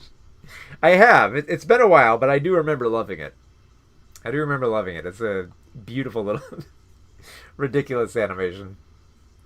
All right. Let's see. Another question we've got here from... Who's this from? Harmagi. Harmagi writes, I see you release these well-researched and lengthy video essays every couple of weeks. I'm curious what your workflow is like. Do you have any words of wisdom for creating videos of this nature? Honestly, it's more about writing. That's where it all starts. Like I will start writing the script based on a thought that I have. I will start writing the thesis immediately. Like above all else. Like when I started writing the Asmongold script, I was just like, should I cover Asmongold? But what route do I want to go? It's like, well, he's got a disgusting lifestyle, and he's talked about AI, and you know, AI is kind of ruining the environment. So okay, there I go. I got the train of thought. Work with that. Go through some of his videos. Find some points. Do some research. You know, come back with receipts, and then after that, I just play around with the script. I'm just like, what's some fun stuff I can add in? What's a good reference? Like, there's a few RoboCop references I throw in there. What's like a funny skit I could do, like where I talk back to the camera and stuff like that. And then at that point, it's like it's playing around with while you're shooting and finding stuff that works and finding like just the right mannerisms to speak about. Like at one point when I was filming the Nerdrotic video, there's like I hadn't actually written the scene where, like, you know, I speed up the footage of like my head rocking back and forth with like the static overlay on it, but I just thought in the moment, it's like, actually, you know what, that would be pretty cool. So I just filmed about like a minute or two of just going back and forth like that, and just like, okay, I'll edit that in. And then it's just playing with editing. It's just like I bring it into DaVinci, toy around with it, and just find out what's funny, what works, snip out what doesn't, just go from there. It's all just a process. I'd say like the best place to start is just write. Just write what you think is fun. Write the points that you want to say, and write, and mostly just write what you would find entertaining. Just you know, it really sounds like it's too simplistic, but it really is. Just write the type of videos that you would like to see, as opposed to just like what you think people want to see. Because that's honestly how I set up, how I decide on these videos too. Because like there's nothing more infuriating to me than like a YouTuber who will just make a community post and just go like, hey, what do you guys want to see? Like, you should already know what your viewers want to see to a degree. Because like I already have scripts I want to write. I already have ideas, and I just kind of put out polls to say like, hey, these are some scripts I'm working on. Which one do you like more? And a lot of people like the Asmongold one, so I did with Asmongold, and then Saber Spark was like a runner-up, so I was like, okay, I'll do the Saber Spark one after. So I guess like the important thing is like to have ideas and just write and just have fun with the process, you know? Let's see. Pickle Lord says, okay, 2 questions. First, have you seen Andy Pants Gaming, and what are your thoughts on him? I have seen on... He's honestly seems pretty pathetic. Very sad. Like, I saw, like, was it Dead Domain, I think, covered him. And just like, man, he's pitiful. So, like, if I do a video on him, I gotta find, like, some level of, like, pity to go with. there's also another.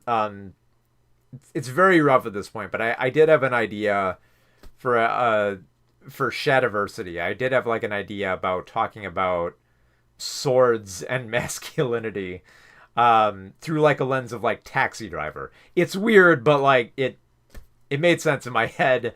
I think I have to flesh it out more, but yeah. Like I said, there's tons of ideas. Like you just gotta have the forethought.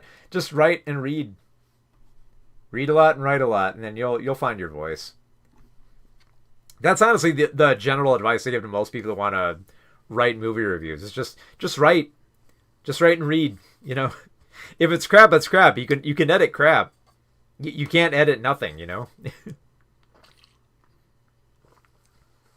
and you can't improve on nothing either. Like you're not going to be good right out of the get go, but you got to try. And you'll find your voice. You know, I've had this YouTube channel I've had it since 2007, and it's just now getting to the 20,000 level. Granted, I haven't put much work into it for a few years, but that's the way it goes. All right. Oh, it's weird. The chat just kind of like struggled there for a minute there. Who is your least favorite? This is from Disney Works. Says, who is your least favorite non-anti-woke critic, i.e. a person who makes poor critiques but avoids culture war issues? Yeah, I guess I more or less get what you're saying here. I feel like A.O. Scott kind of reduces a lot of like cinema a little bit too simplistically.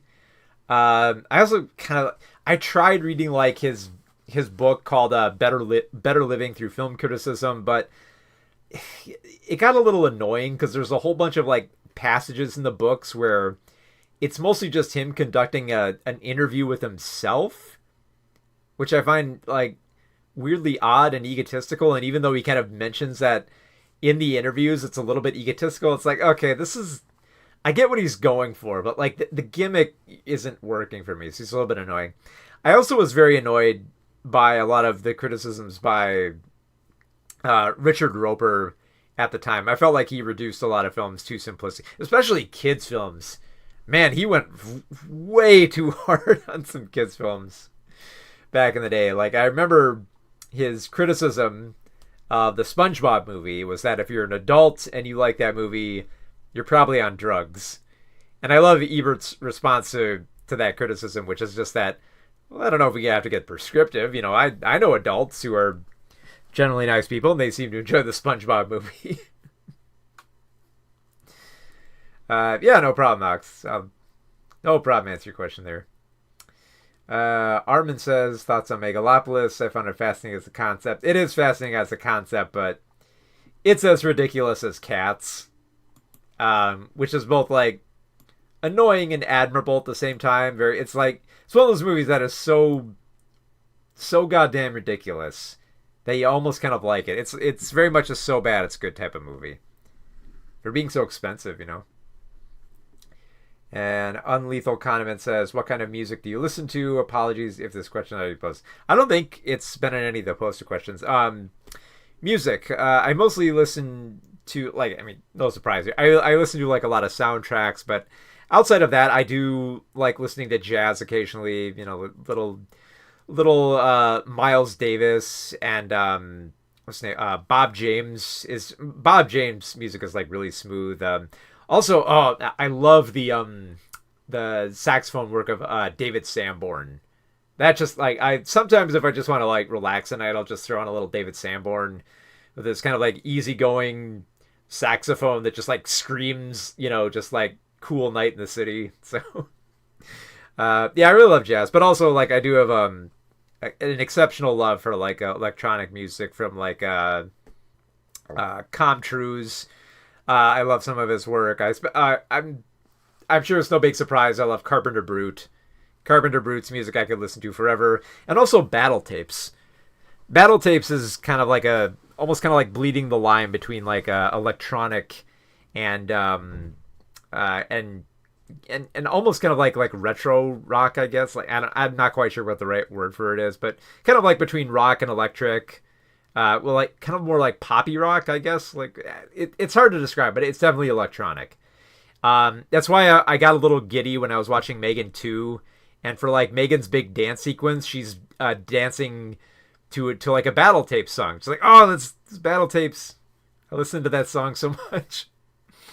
And here it is in a Megan movie. So yeah, I listen to electronic, jazz, and orchestral. Those are my favorites. Bob James sampled quite a lot in hip hop. Ooh, I gotta find those tracks.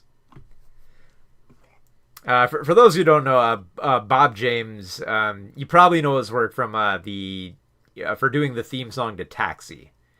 And that's kind of like more or less like he does like a few different renditions. Like I love his jazzy interpretation of Night on Bald Mountain, and a lot of his other like collaborations are really cool. So yeah, Bob James is such good music. Disney Works says, do you agree with Martin Scorsese's takes on superhero movies, or do you think he's too hard on them, or inversely not hard enough?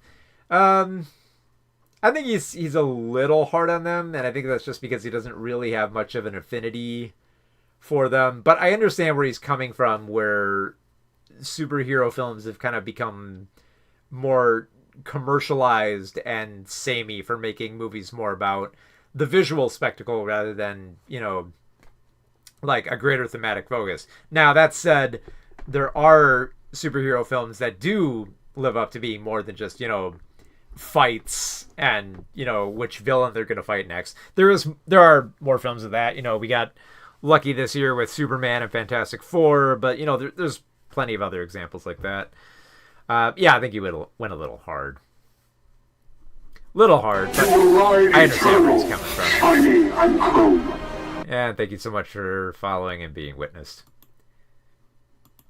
By the way, in case you guys don't know, there's ridiculous alerts I have up for follows and memberships and super chats and all that. So if you want to just annoy, I don't even know how many. I think I set up like 7 or 8 alerts through like super chats. So if you just want to try them out or annoy me, they're there.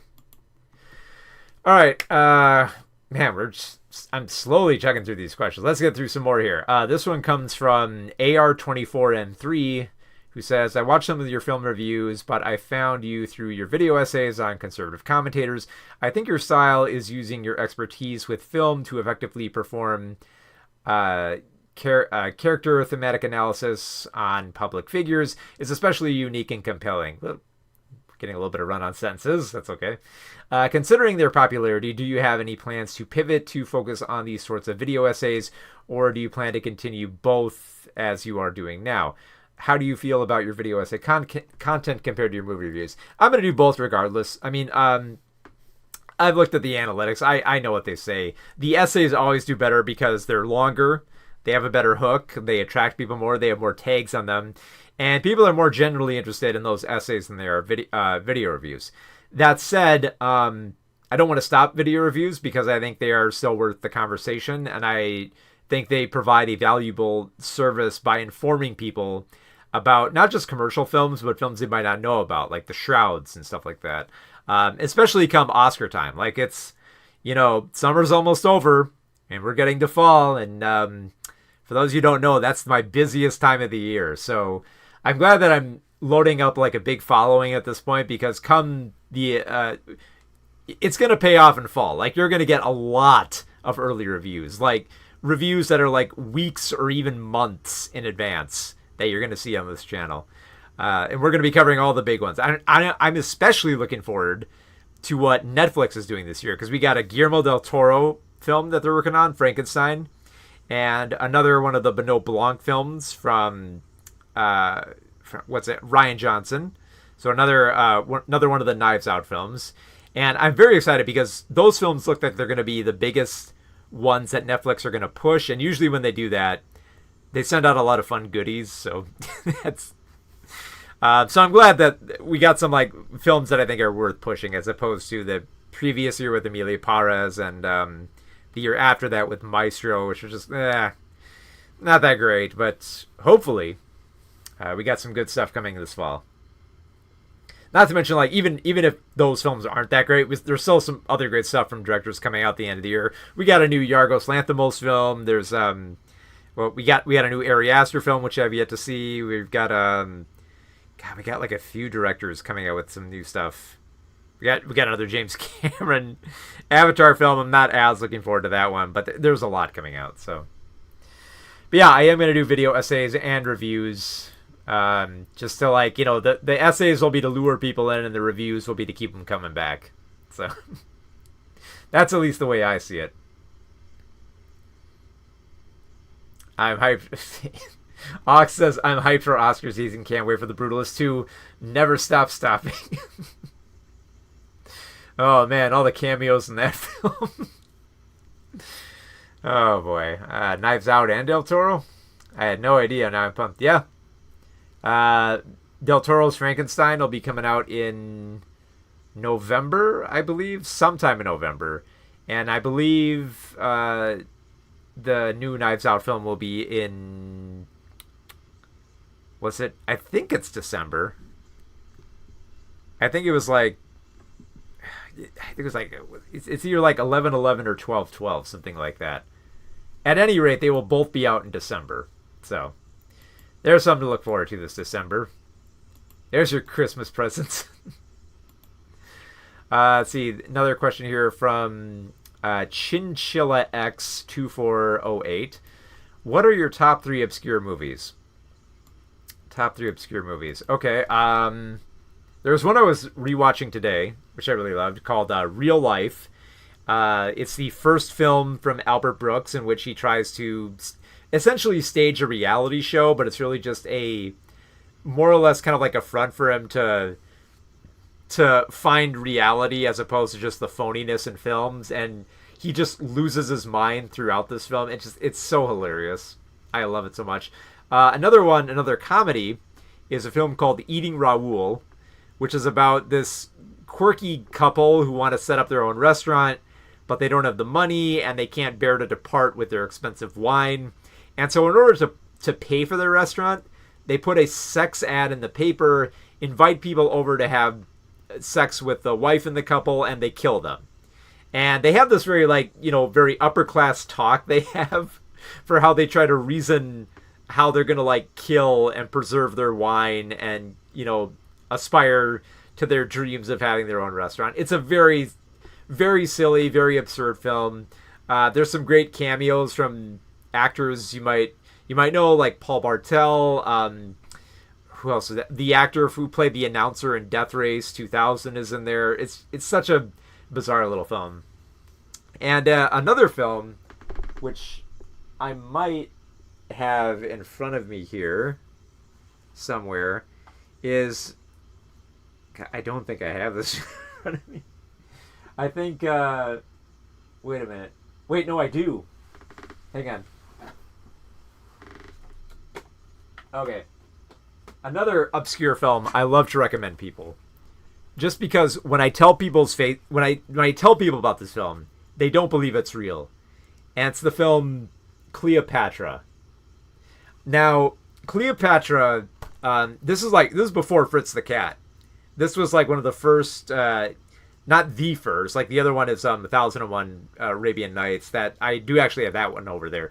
But this was the one made after that. And it's essentially like an easy way to describe it would be like it's the story of Cleopatra, but it's told through the lens of these people in the future who have to travel back in time and figure out a mystery about Cleopatra. And the way that the future scenes are shot is that it's rotoscoped, but it's only rotoscoping skin. So live action footage is filmed, and they keep everything else, but all the skin is 2D animated. So, like, imagine I am right now, except, like, my face and my hands are, like, 2D cartoons. And it is so jarring and bizarre, and it doesn't quite work, but you're just like, I don't think I've ever seen a film do that before. And the rest of the film is bonkers. Like, there's over-the-top sex, there's weird violence, there's gladiator fights with, like, pistols. There's a cameo by Astro Boy for no reason at all. It's a very bonkers film. It's a film that doesn't make sense, and your brain melts the more that you watch it, and I love that fact. So if you want to lose your mind as much as you do watching Fritz the Cat, Cleopatra is fun to watch. I do kind of wish, however, like this is the discotheque release, which they do a great job. They did a fantastic job preserving it, but I wish, and this isn't their fault, but I wish they could find the original English version of this, which was called Cleopatra, Queen of Sex, which they made this version hastily to capitalize on Fritz the Cat coming out, so they could be like, oh, here's the first X-rated cartoon, and they called it Queen of Sex. But here's the thing: there is sex in the film, but it's not all that detailed. In fact, there are several scenes where they deliberately cut. They make the film burn out, or they make the sex portrayed through abstract visuals that imply sex, but don't really show much of anything. So they tried to pitch it as a porno film, and porno audiences hated this film. That the company that tried to distribute it, they went out of business, and now it's impossible to find that print of the film. And the thing is, Cleopatra was also not that big a success in Japan either, so that when Tezuka, who helped work on the film, heard that it didn't do well in America either, when it was sold to a porno company, he was just like, really? That's great. So yeah, Cleopatra is another weird, bizarre, and obscure film to recommend. Disney Works says, what is your favorite so bad it's good or guilty pleasure movie, or a film which you would say is horrible by critical standards? I think we got that question in here as well, but I'll answer it all the same. I mean, Troll 2 is hard to beat. Troll 2 is still a lot of fun. But if I were to think of a recent film, I think I really was Cats. Cats. I cracked up, and I couldn't help myself. And I shouldn't have laughed, because at the screening I was sitting right next to a woman who was a big fan of the Cats Broadway production. She's like, I'm really looking forward to this film. I was like, oh, well, I hope it's good. And about halfway through, I think it was somewhere between Judi Dench licking herself and Ian McKellen lapping up milk, I could barely hold back my stickers. I was cracking up. I was trying to cover up my laugh and not be inappropriate, but the other critics couldn't help it either. They were also cracking up and laughing. We were just like, oh, I'm sorry, lady, but just this film is so goddamn ridiculous. I'm sorry. There are a few films like that, where we'd be at a screening, we just crack up, like Hellboy. The Hellboy reboot in 2019, we were cracking up over. Moonlight, I nearly fell out of... No, not Moonlight. Sorry. Moonlight's not a funny movie at all. It's a very well-made film. I was talking about Moonfall. Moonfall, the Roland Emmerich film where the moon is trying to kill the Earth. Which I nearly fell out of my seat. And I'm surprised that when I was at the screening, sometimes they'll do special press screening events where they invite people who know something about the film. So they invited a physics department from the local college, and they were laughing their asses off immediately at the physics that were being expressed by the scientists in that film. And then it became more obvious just how dumb the film was, and where it went. They were the ones laughing first, and then as the film went on, we were all laughing more. Where they were describing the moon as a sentient alien, and that you can time it just right with the gravity and your oxygen. We were just laughing so fucking hard at it. God, it's such a ridiculous film, and it's so funny too. Especially with the fact that and it's not intentionally trying to be funny either, because the film at one point praises Elon Musk, and we all groaned in the audience boo, bad take. But I like that it was there, because then it was reassuring, because no, they're actually trying to be earnest with this stuff, because they thought that was a great reference, and it wasn't. Ox saying Moonlight instead of Moonfall is your very own. Yeah, I had my own little La La Land moment there, didn't I? Yes, Actually, you know what? I think I actually have Moonlight in this pile of films I have here. Oh God, why didn't I have it at the ready? I could have made that joke. Oh yeah. Roboplex says favorite movie score of all time. Ooh, tough one. I would just because I have personal attachment to it. I would say Joe Hisaishi's Princess Mononoke. That film, that score is so emotionally moving. It gets me every time. I've seen that film many times, in a few times in the theater, and that score still chokes me up. It still gets to me. It's beautiful. It's somber. Last time I saw it at like the Alamo Draft House about 2 or 3 years ago, and I was nearly driven to tears. That scene where the forest spirit comes out and it tries to like take the demon away from the warthog, and just the somber violins of that score just made me tear up instantly. God, I love that score. Trying to think of what other ones that I really love. I mean, oh God, like RoboCop score, I keep getting stuck in my head. I just love it. Feels very, very triumphant, in a weirdly satirical kind of way that I think is fitting. So, also, Blade Runner, the Vangelis score. I used to listen to Blade Runner a lot back in college. I had my rinky-dink little MP3 player that was it like a Sansa? I think it was some like off-brand model, but I used to listen to Vangelis on it all the time back then. Sir Samuel says, do you like Edgar Wright's non-Cornetto films, if you find them interesting at all? Yeah, a few of them.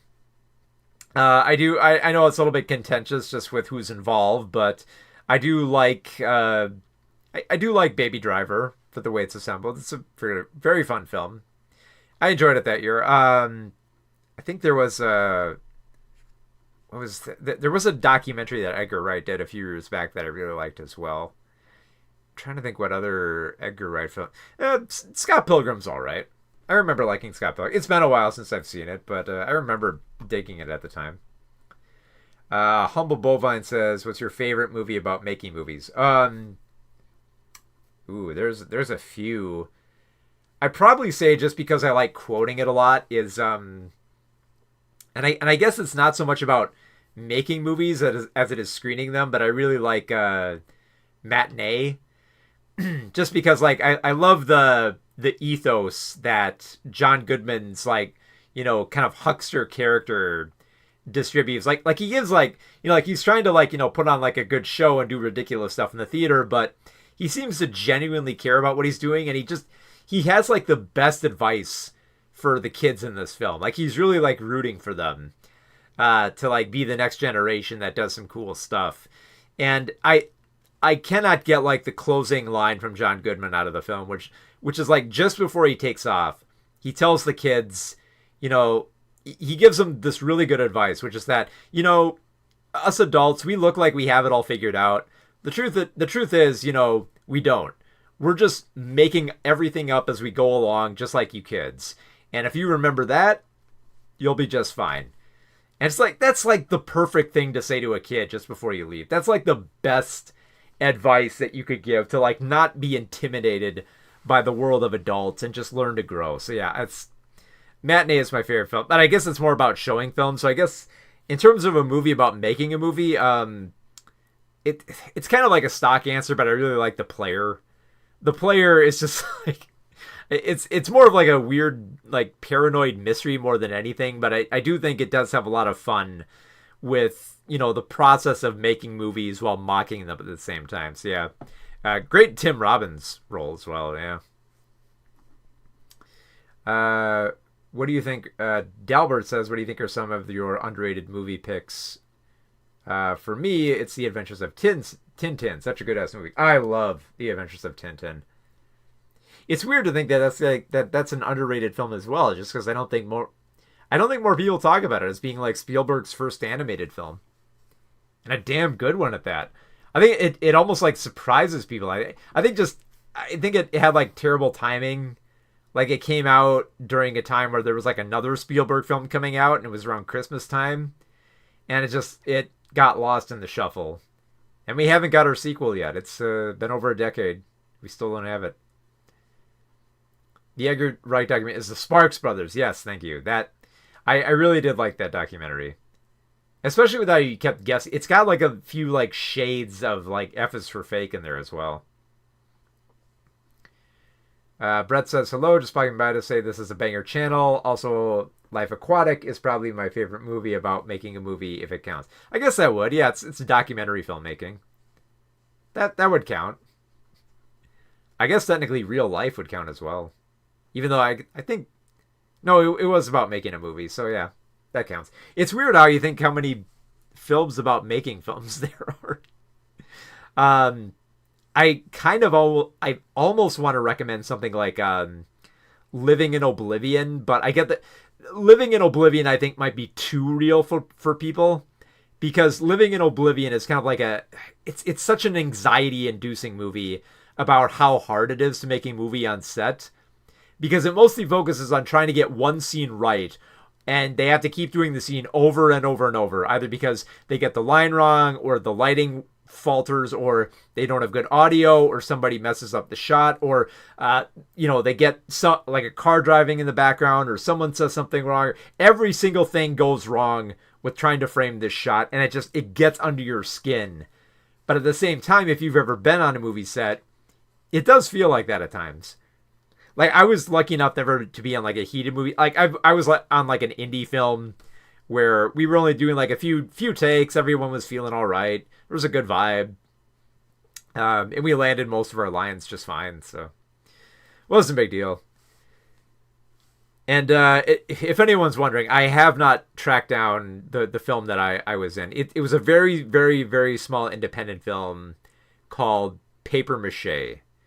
I don't know where it ended up, if it went anywhere at all. It might just be sitting on a rack somewhere. But if anyone can find it, you can find a very, very young version of me, like roughly 18 years younger, in a little movie called Paper Mache. I have no idea where it is. Let's see. Speaking of Tim Robbins, he did The Player the same year as The Hudsucker Proxy.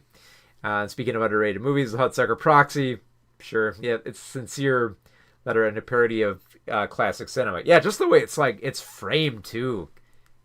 It's a gorgeous looking film. All right, I gotta get some water here.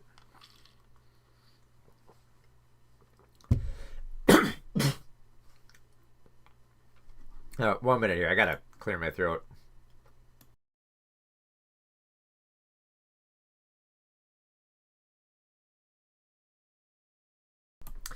Oh boy. Okay. Robo says, do you like Lynn Ramsey? Hell yeah. You Were Never Really Here is a fantastic film. Favorite foreign movie? Tampopo. Tampopo or Fantastic Planet or Playtime. Damn it. Between all three, I would say Playtime. For your Citizen Kane. I guess from your perspective, technically, yeah. Let's see. Dalbert says this might be one of summer take for me, but if it's Joker Flay, I do. Oh, okay. All right. Let's keep reading through the questions we got here. This one is from. Who is this from? This is from Quintrippy Bake 8600. My question for you is, what would you say to people who doubt, belittle the impact of film? I'm not one of those people, but I've seen more than a handful, sadly. How do you do that? I mean, just all you can do is like make your case, and I guess, like say, well, film does have an impact. Here are some examples. And I guess like the easiest way to do that is to like cite on a personal level, because like talk, I guess the way to do that is like turn it around on somebody and say, what's your favorite film? And like, what does that film mean to you? And it's like, that, does it hold a significance? Do you quote it? Do you recognize it in some way that that identifies with your personality? There's got to be something there to, get people to take film more seriously, because we all do to some degree with the films we attach ourselves to. But there's also like there's only so much you can do before, like, they just want to be a contrarian and they don't really want to discuss the topic, and at that point you can't really help them if they're not willing to engage with the topic. So do what you can, try to appeal to them personally. Best advice I can give. Electric Lemur says, what's your favorite animated show right now or ever? Like right now, I'm trying to think. Like The Venture Brothers, it's a really good film I love, but that ended. The Simpsons I love for like its first 10 seasons.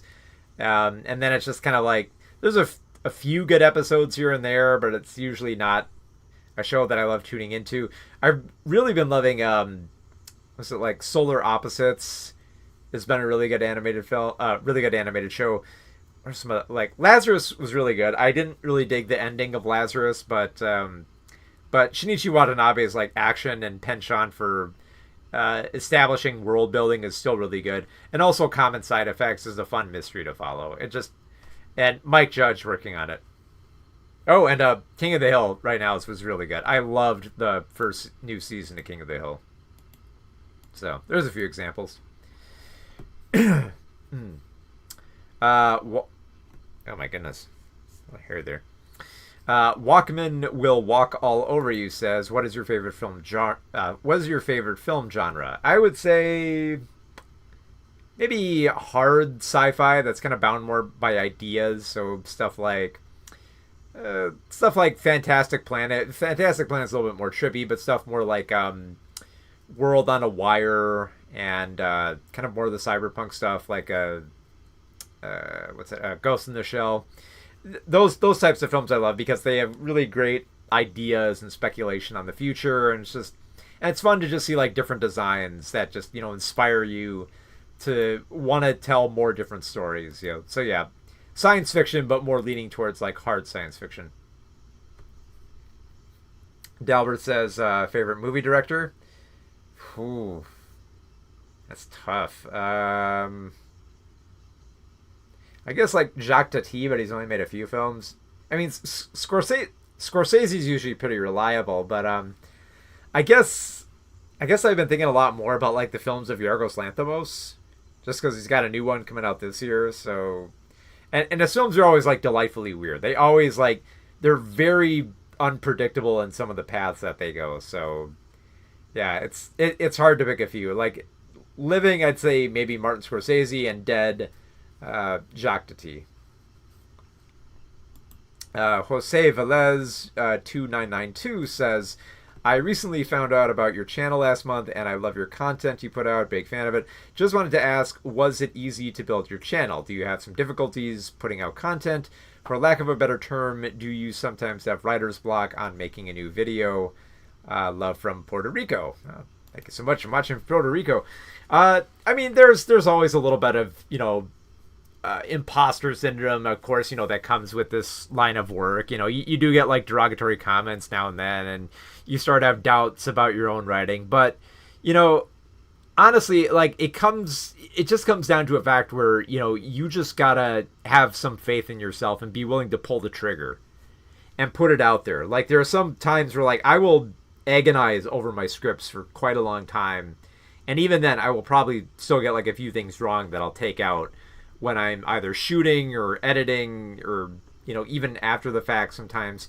But ultimately, you just got to have confidence in yourself. You got to have an ability to pull the trigger and just, have confidence in what you're saying. Sometimes I do get writer's block if I don't have a good thesis or an idea.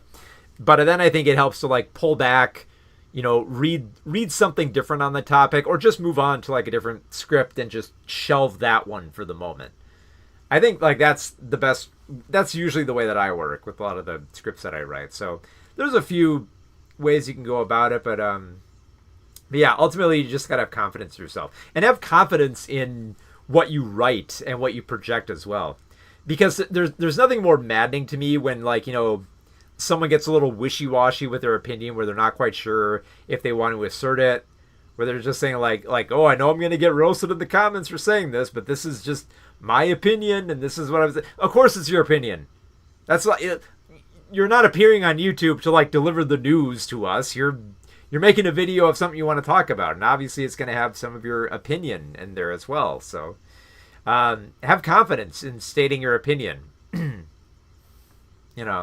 Just have the ability to pull the trigger. Christopher Hoffman says, "What's your opinion of director Sam Fuller? Which, if any of his films, would you recommend?" Oh man, Fuller's got some good like Western stuff like that, but I can't stop thinking about Shock Treatment. Shock Treatment, I think, just and it's a highly provocative film, especially when you consider what it dealt with at the time in terms of like mental institutions and racism as well. I think just like Shock Treatment, just I think it just showed like a great like rebellious side of like that era of cinema that a lot of people forget about. So I would definitely recommend Shock Treatment, and also like I'd say like a good follow up to that would be this is kind of like a more natural follow up, but The Naked Kiss is really good for kind of like subverting suburbia. There's a tongue twister for you. Dalbert says, don't be like Critical Drinker, where he constantly flip flops on topics or never fully speaks in what he means. Yeah, have a point. Say what you want to mean. Don't be afraid to put it out there. Will you be criticized for your opinion? You absolutely will. But that's the territory that you gotta march into. You gotta be willing to defend it. Gotta be willing to put yourself out there. This next question comes from Dursey, who says, "What's your best bad movie?"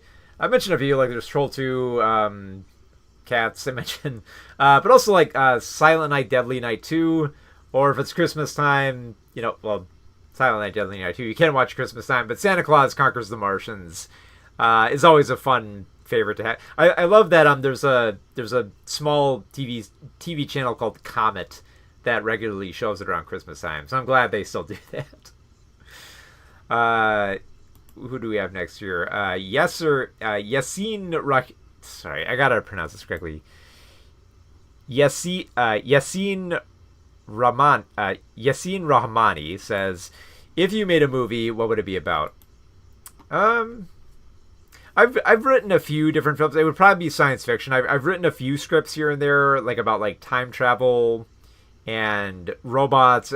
They weren't very good, but it was my first time in writing a script, so I've kind of shelved it. But I do like writing about science fiction. I love writing about science fiction, but I think now I would probably go for more of a personal and allegorical level into a lot of the writing that I would do. So that's why I kind of like hard science fiction that has like more of a point behind it instead of just lasers go pew pew.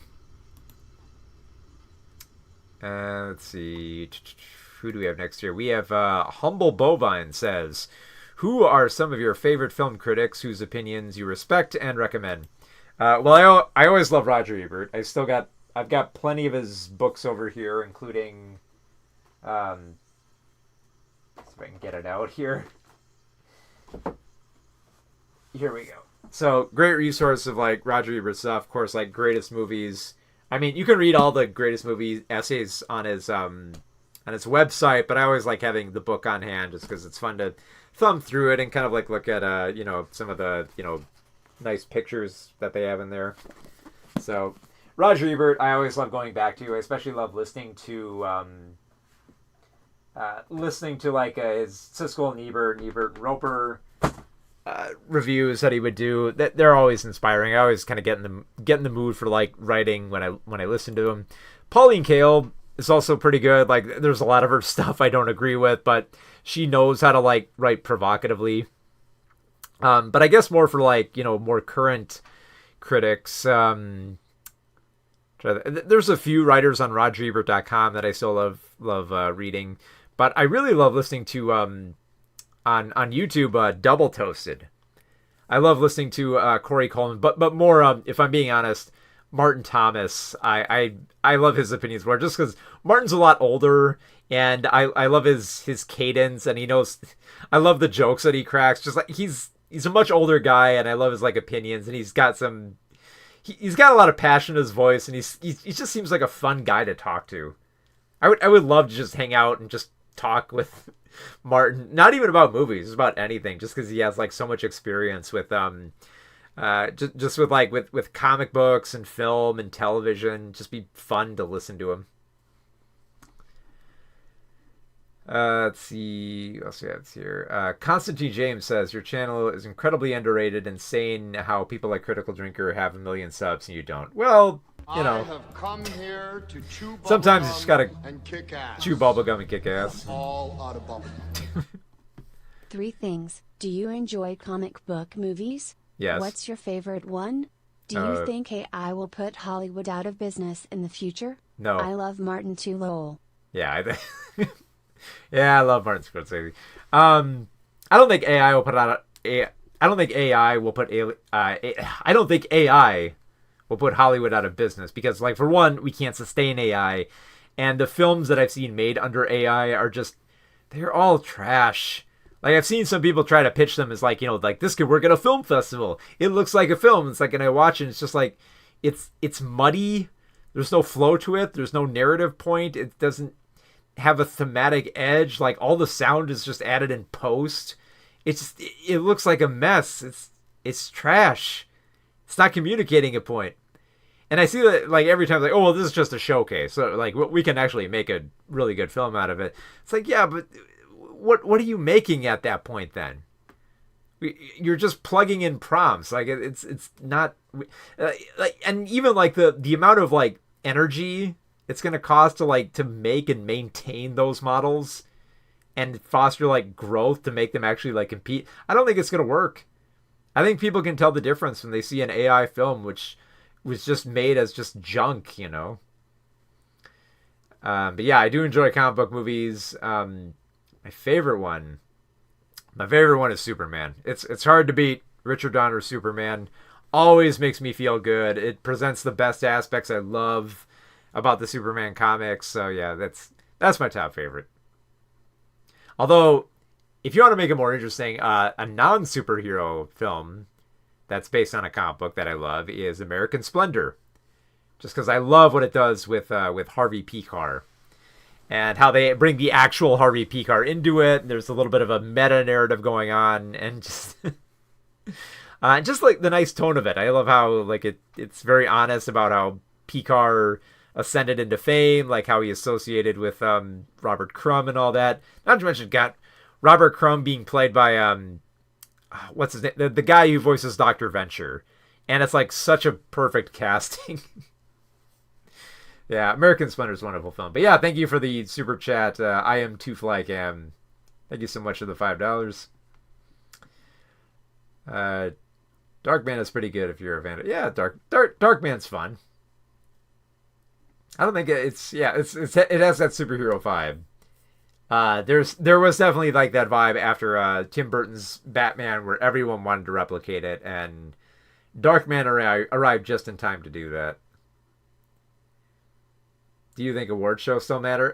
They matter in kind of like a fun, gamey type of way. Like I love watching the awards more for just, like, you know, the competitive nature of it more than anything else. It's like that angle is just fun to me. In terms of, like, the musical numbers and stuff like that, I think they're okay. But yeah, the pageantry I'm not all that up on. Like, I don't care what they're wearing. I just love the competitive nature of it. It just, I don't know. It's whenever I watch Oscars, I always do I've done like a live stream in the past, and it's just fun to just have the live stream up and just chat with other people while you're just keeping track of all the stats. Like, oh, who won this award and who got nominated for this one? Oh, how many awards is that so far? I don't know. That's the only part I love about Oscar night. Ox says, yeah, circling back to American Splendor, I mentioned that earlier we were talking about Crumb. Even though that film is so gentle with Crumb, I don't mind. Yeah, it's even though, like, it kind of like mocks Crumb a little bit. Yeah, it goes easy on him. Which, I mean, you know, the movie Crumb went pretty hard with him in that documentary. So I guess, like, I love how they mentioned that in the movie. She's like, oh, they made a movie about him too. Okay, let's get through more of the questions we got posted here. I Got the Lettuce says, what was the first movie that made you realize you were really into movies? Oh, it's got to be. And I know I keep coming back to this film, but it leaves a lasting impact, and that's Princess Mononoke. Princess Mononoke, saw it in theaters at the age of 14, and I could not stop thinking about it. It's one of those films where it has that impact on you where you don't feel like you're in the theater at that point. You feel like you're in another world. And that when you step out of the theater, you felt like you just stepped off of a shuttle. Like you just went back into the real world after having escaped it for like, what seems like hours upon hours instead of just 2. And I just I stepped out of the theater, and there was that moment where you just take that step out and you're just kind of like, man, that was really good. I think I want to go back in there. I think I want to see this movie again. And I actually did. I did see Princess Mononoke 2 more times that weekend. So, and then I bought the soundtrack, and then I tried to... well, here's the thing. I tried to buy it on home video, but the home video release, it was supposed to be released on DVD. But they delayed it because a lot of the fans protested that they wanted the Japanese subtitled version. Because originally they were just going to have the English version through the Miramax release. And the anime fans were like, no, we've gotten used to the Japanese sub versions being on the DVDs. Put it on there. And so they delayed that release until around Christmas time, I think. And before a month before that came out, you could watch the on VHS if you rented it from Blockbuster. That was the only way to watch it at the time. So I did rent it on VHS just because I wanted to see it again. But then I eventually got on DVD. It's this is the way to watch it. Because then I watched the Japanese subtitled version. This is a really good version too. But yeah, Princess Mononoke.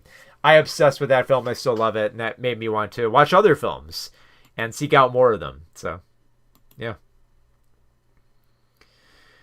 Okay, let's see what other questions we got here. Mr. Bundy 128 says, in your videos, you've talked about lesser known or non-mainstream movies. I was wondering how you find / keep up with indie non-mainstream movies coming out or have come out.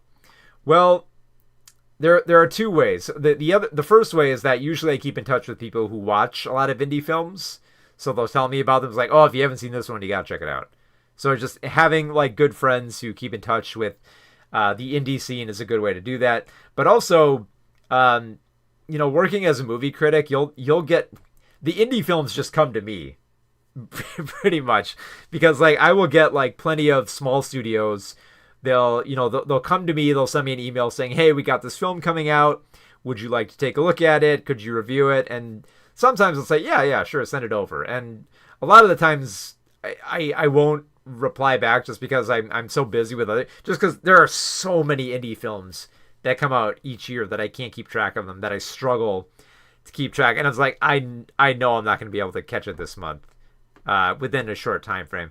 But most of the time I'll be you know what, if this film looks pretty interesting and and it looks like something that is worth covering, I'll cover it. I'll take a look. And sometimes it won't even be the studio. Sometimes it'll just directly be the director just saying hey, I've got a film, I'm releasing it on digital platforms. Can you take a look at it and review it? It's yeah, sure. Send it on over to me and I'll take a look at it. So yeah, I guess that's the great thing about being a movie critic is that you don't have to go seeking out indie films. They come to you. So that's one of the core benefits. So yeah, and like I said, keeping up with friends and other critics like me who occasionally bring up films like The People's Joker and T-Blockers. Humble Bovine says, are big franchise movies disrupting the careers of smaller directors who may not be prepared to handle such a massive franchise like Josh Trank for Fantastic Four or Colin Trevorrow with Jurassic World? I think the way that I think most directors look at those types of films is just that they pay the bills.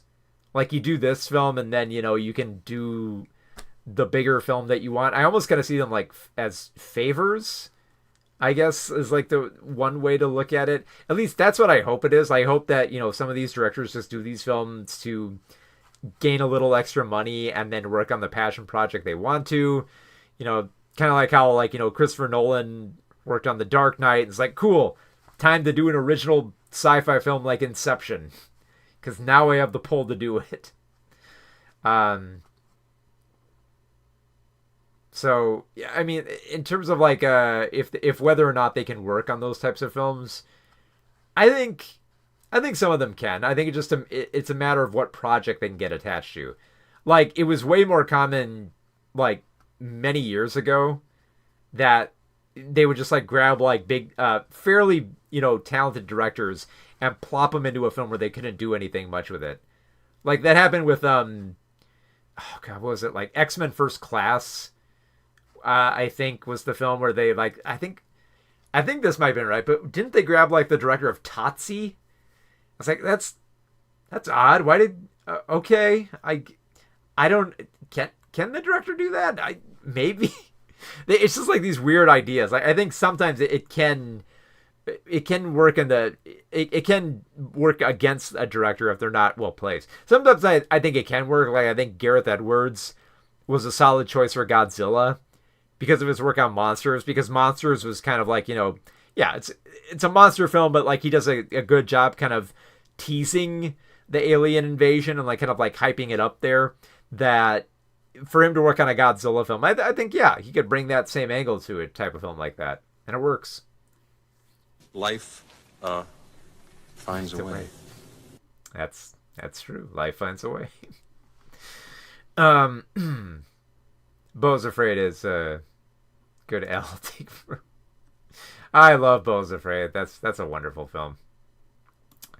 All right, we still got some more questions we gotta get through. This one is from Asylvania. What a name.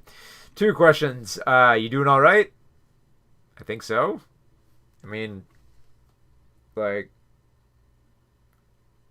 yeah. I got a pulse. I'm good. And would you ever consider reviewing the 1977 Japanese cult classic House? Ooh, yeah. I think I might have covered House at one point. Maybe like many years ago I probably covered it. But yeah, I would love to come back to it. God, House is such a bonkers fun film. It's I bring the film constantly up at conventions where I host like Japanese film panels. Like, House is bizarre. And when I show people the clip of the lampshade eating the girls and the cat painting vomiting blood, it's just like, yeah, it's wild, it's fun, and the whole movie is like that. So House is a lot of fun. I should probably I'll try to work it into one of my videos at some point. Because I love that film. I would love to see that with a crowd too.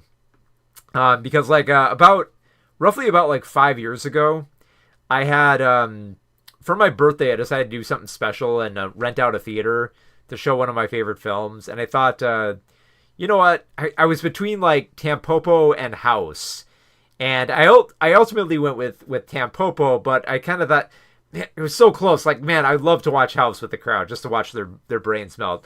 But it was really fun watching Tampopo with a bunch of my friends, just with how they reacted to it and how it was so great when I got to the ending of that film, because for those who've never seen Tampopo, it's a whole bunch of like weird vignettes about food, and it's framed as like a ramen western, and the film ends just randomly by zooming in closer and closer on a woman breastfeeding her baby, just getting close as they can to like the baby and the nipple, and it holds there. There's no music. It just holds on that shot of the baby still suckling away. And all my friends just turned to me in the theater. It's like, what the hell have you put on the screen? It's like, well, technically, I told you it's about food. So technically, this is still food. Yeah, Tampopo is a wild film. A wild, weird, and wonderful film. That's what I love. I love weird little films like that, like Tampopo and House. Probably the funniest, weirdest, wildest films you'll see outside of a Takashi Miike film. All right, let's see, what do we have next here? Arisa, I think that's how I pronounce it. Arisa1731 says, Hopefully I can get my question out in a way that is understandable. I have noticed a rise in people just seeming to want to consume media without having to think about it, and seem to lead to very shallow critiques or discussions. Do you think this is detrimental to the media, or maybe helpful to boost sales? Or I could be completely wrong, and this has always been a thing, and I just started noticing it as of late. I guess maybe a more open-ended question I would ask too is, do you think media could be used in a way to propel society towards good change? Yeah. I think, media, it can shape the world that you want, and it can also reflect the world that we have now. So, yeah, I think media can do that, and I think the fact that it is possible to do that, where, film and television can make you look at the world differently. I think it's worth noting, what we watch and what we take away from media, as opposed to just, having a little distraction on Friday night. I think, yeah, it's very valid to look at it that way. And I think, yeah, like, some people just, like, they don't think about it, and they don't want to question it all that much. Like, I had that happen with Joker. Like, I really wanted to talk about how much I didn't like Joker and what it reflected about mental illnesses and how society deals with it. And a lot of people just fell back on, like, dude, I just want to see Joker kill people.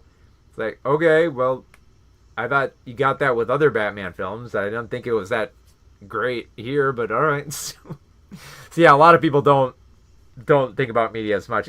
This has always been a problem too, because, like, you see, like, I'll mention this in the Saber Spark video too, but, like, a lot of people will take, like, the very basic interpretations away from certain films. That's why it always, like, frustrated me with Matrix Resurrections. Like, I love that film for its meta-narrative about the Wachowskis trying to regain control of the Matrix franchise from how it's been co-opted, and I thought it did beautifully in Resurrections. But a lot of other people are just like, they didn't have all this stuff I recognize. It's like, that's kind of the point. That's what they were trying to make with it. Next question comes from Stardust007. What is a movie you really want to cover? Eventually, I want to get back to, I've been sitting on the script for a while, but I wanted to talk about autism again, just because I've done 2 videos on autism, and I think I want to do a third one, but more through the lens of autism film theory. And there was, like, a good example this year we had with The Accountant 2, which I thought was a very strong representation of autism, which is a little bit more casual than the first Accountant film, which I do want to talk about a little bit more, but also then a terrible example with The Unbreakable Boys. So, not to mention, with the autism film theory, I want to cover how it applies to, like, Superman and characters like Drax.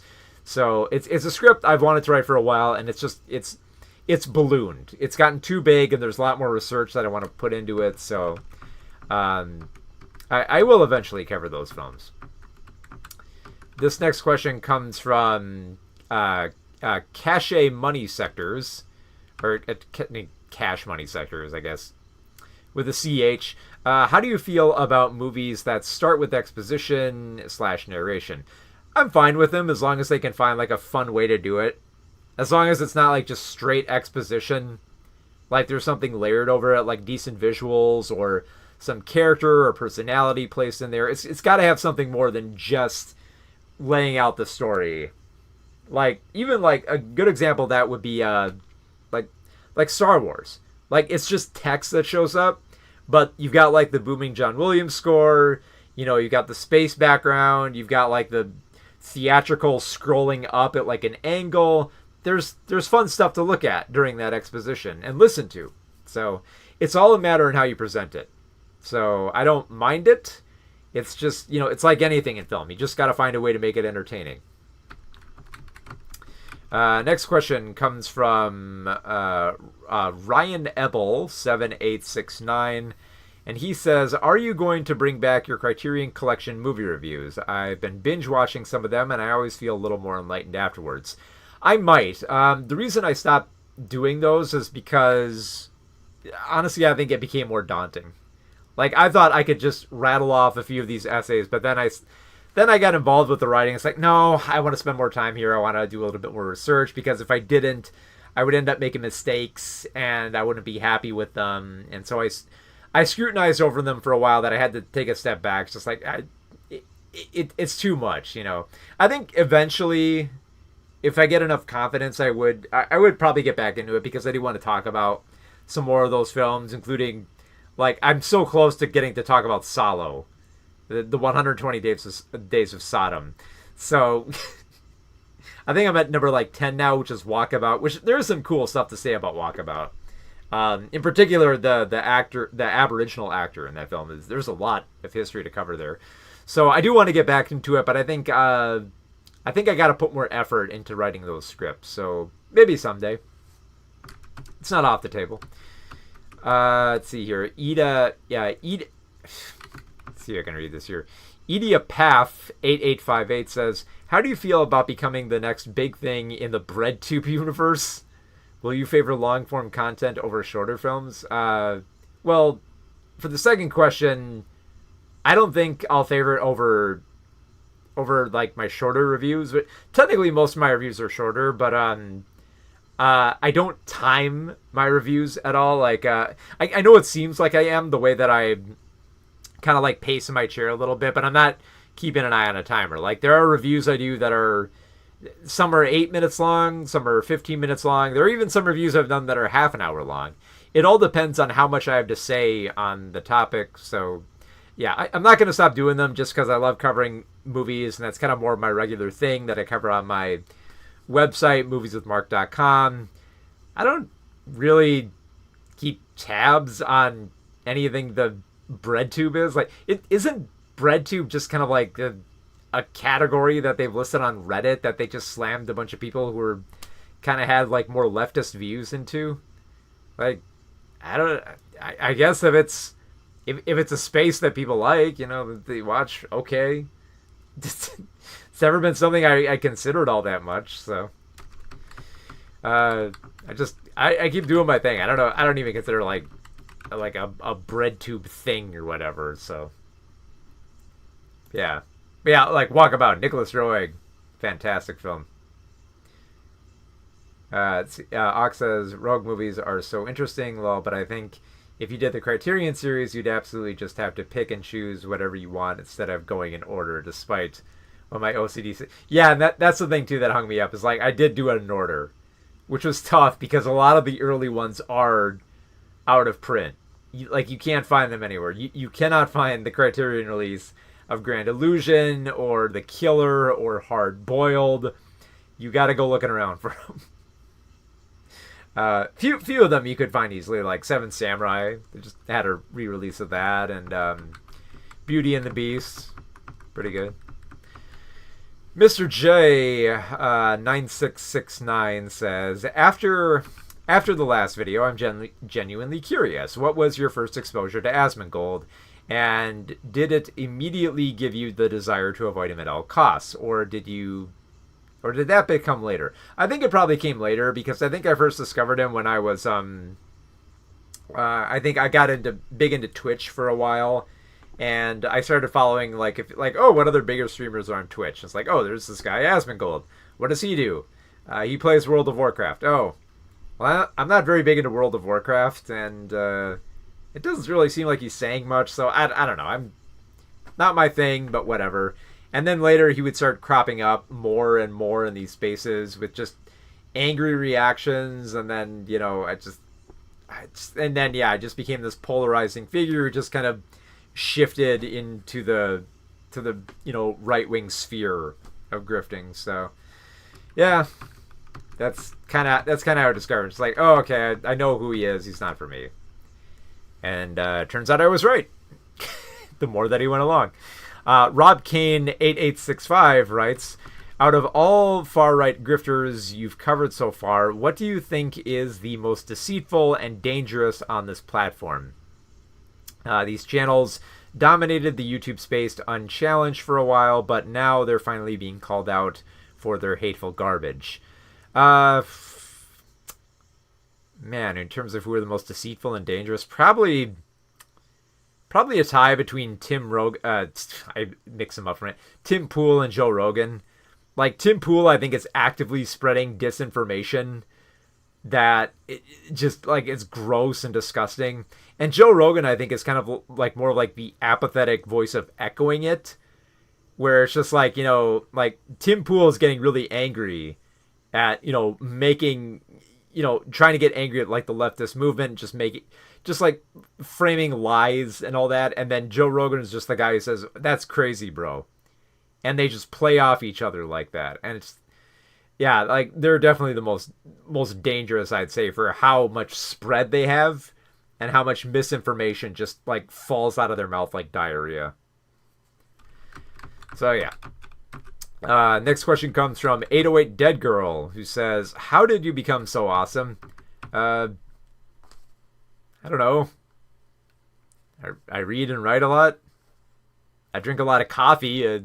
Maybe drink that. Maybe something will happen. Who's this here?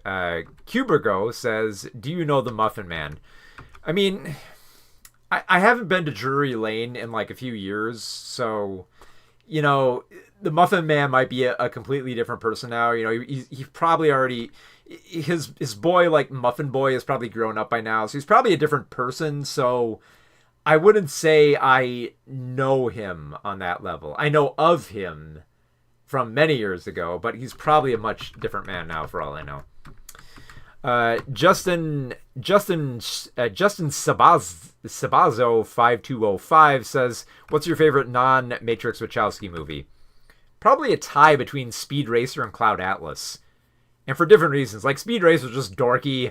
It's fun. It was wild to see that film in the theater. And if it ever gets replayed in the theater, I'm going. I gotta see that trippy race sequence again. And Cloud Atlas is just like a wondrous kind of like weird fantasy epic about, like how love and communication can linger over centuries, that I just found fascinating and just wildly ambitious with the cast they assembled here. Like you get to see Hugh Grant in so many different roles in that film, and it's beautiful. Great ensemble for that film as well. Doggo McGillicuddy 4048 writes, "What's the minimum amount of movies one has to watch?" I covered this one, didn't I? Yeah, I did. I did cover that one. Sorry, probably repeated that one. Really Bad Gamer 2602 writes, "Is your name actually Mark, or is it like Bartholomew or something?" No, my name really is Mark. In fact, I don't think my parents did this on purpose, but actually my name, like my first and last name, is the actual name of a detective in the noir film Laura. And I love how whenever they refer to this character, they use his full name throughout. and I love how like the first time they mention him being like, known for, getting in a shootout and killing people. That's like, damn. So if you want to hear a noir film sing the praises of my name, go check out Laura. It's a really good film in its own right, but just, yeah, I mean, that's personally why I really love that noir film. What is his name? Coropiox Chameleon writes, "What are your thoughts on Starship Troopers? Great sci-fi satire, gorgeous visual effects, hilarious, gets misinterpreted. I did a whole video about it, but yeah, wonderful. Once you can accept the satire, it's a really fun film, really funny film, and just visually beautiful. A lot of the visual effects, especially during like the starship sequences, are just gorgeous, mesmerizing visual effects. I just love watching it for the visuals on Blu-ray alone." And finally, Chainsaw Max 00 writes, "What are 3 things you would like to see in the future of cinema going forward?" Okay. One is better marketing for original films. Just because I'm tired of people saying there's no original films. They're not marketed. They don't get enough coverage. They need better marketing. More marketing for original films out there. Number two, this is an obvious one, but no AI. And, in order to make that happen, I think you got to give better conditions for VFX people and animators. I think they're very mistreated in this industry. So working conditions for them have to change. And, a big way to stop that abuse is just don't go with AI, because AI is just going to convince a lot of people to make even worse stuff on tighter workloads. And third, I would probably say just have a willingness to explore more films and not make them as safe. Like, how about like more films about sex? Like, just having, you know, a willingness to have more sexuality explored in films. I don't think we have enough films like that nowadays. In fact, I know we don't. There was a study conducted about how many films have had sex scenes compared to films from the early 2000s, and you were much more likely back in the early 2000s to see a film with sex in it than you are today by sheer volume of how many films we have. Now, obviously, there are more challenges with that. I think like sex has to have more appeal beyond just, you know, like the surface level. I think it has to have more of a purpose to it. I think like kind of like Yorgos Lanthimos' films do kind of explore a great way to make it both absurd and progress with storytelling. But, you know, also there's worries about, you know, having intimacy coordinators, which are important, and how best to like frame sex scenes and deciding whether or not it's going too far, and the capitulations with the MPAA. But it is worth pursuing because I think there's more to explore on that front, and I don't think we have enough films that do that. So yeah, that's kind of more of the stuff that I'd like to see in films in the future, you know? That's what I'd like. All right. So, I'm kind of running out of voice here, but I'll read a little bit of the chat here before I take off here. But I've been streaming for about like 3 hours, I think. Man, I'm surprised my voice lasted that long. I thought it was going to give out immediately. Let's see. Saying 99.9% of movies are garbage is such a dead giveaway of saying you don't watch any films, and I'm so sick of hearing the Stay Going challenge. Yeah, I'm tired of it too. I'm tired of people saying, oh, there's no good modern movies. There are. You're just not watching them.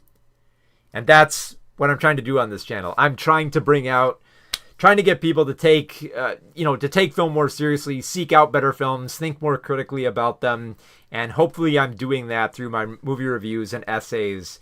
And I'm so glad that all of you are, you know, coming here and sharing that. But at the same time, just being more mindful about the media that you watch and being willing to explore more aspects of it.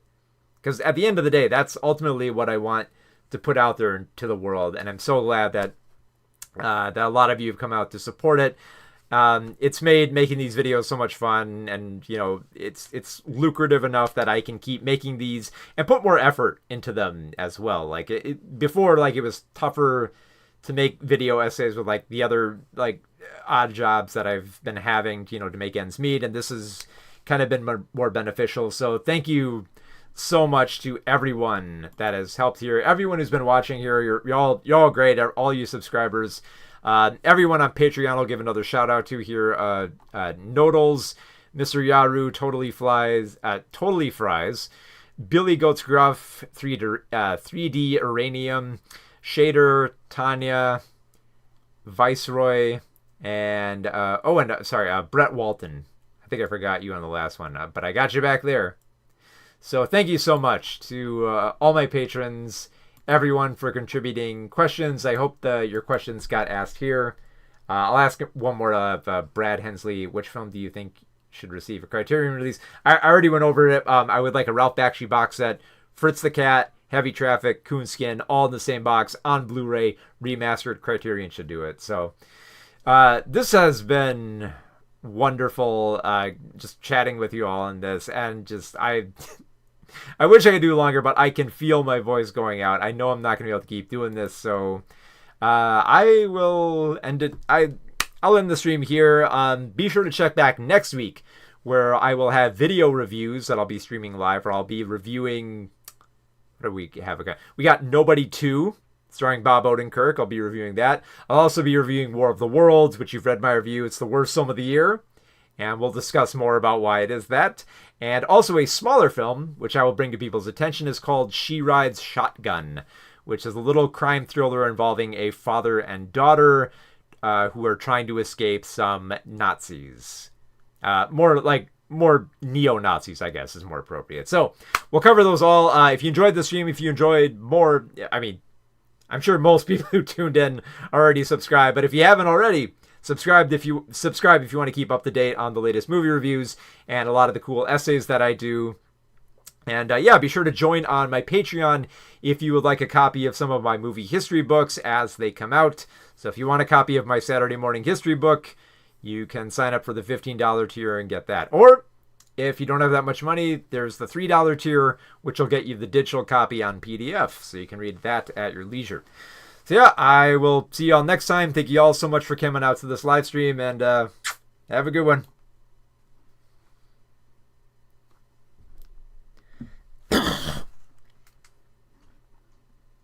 Oh my god, the mic was still on. Sorry, everybody. Good night, everybody.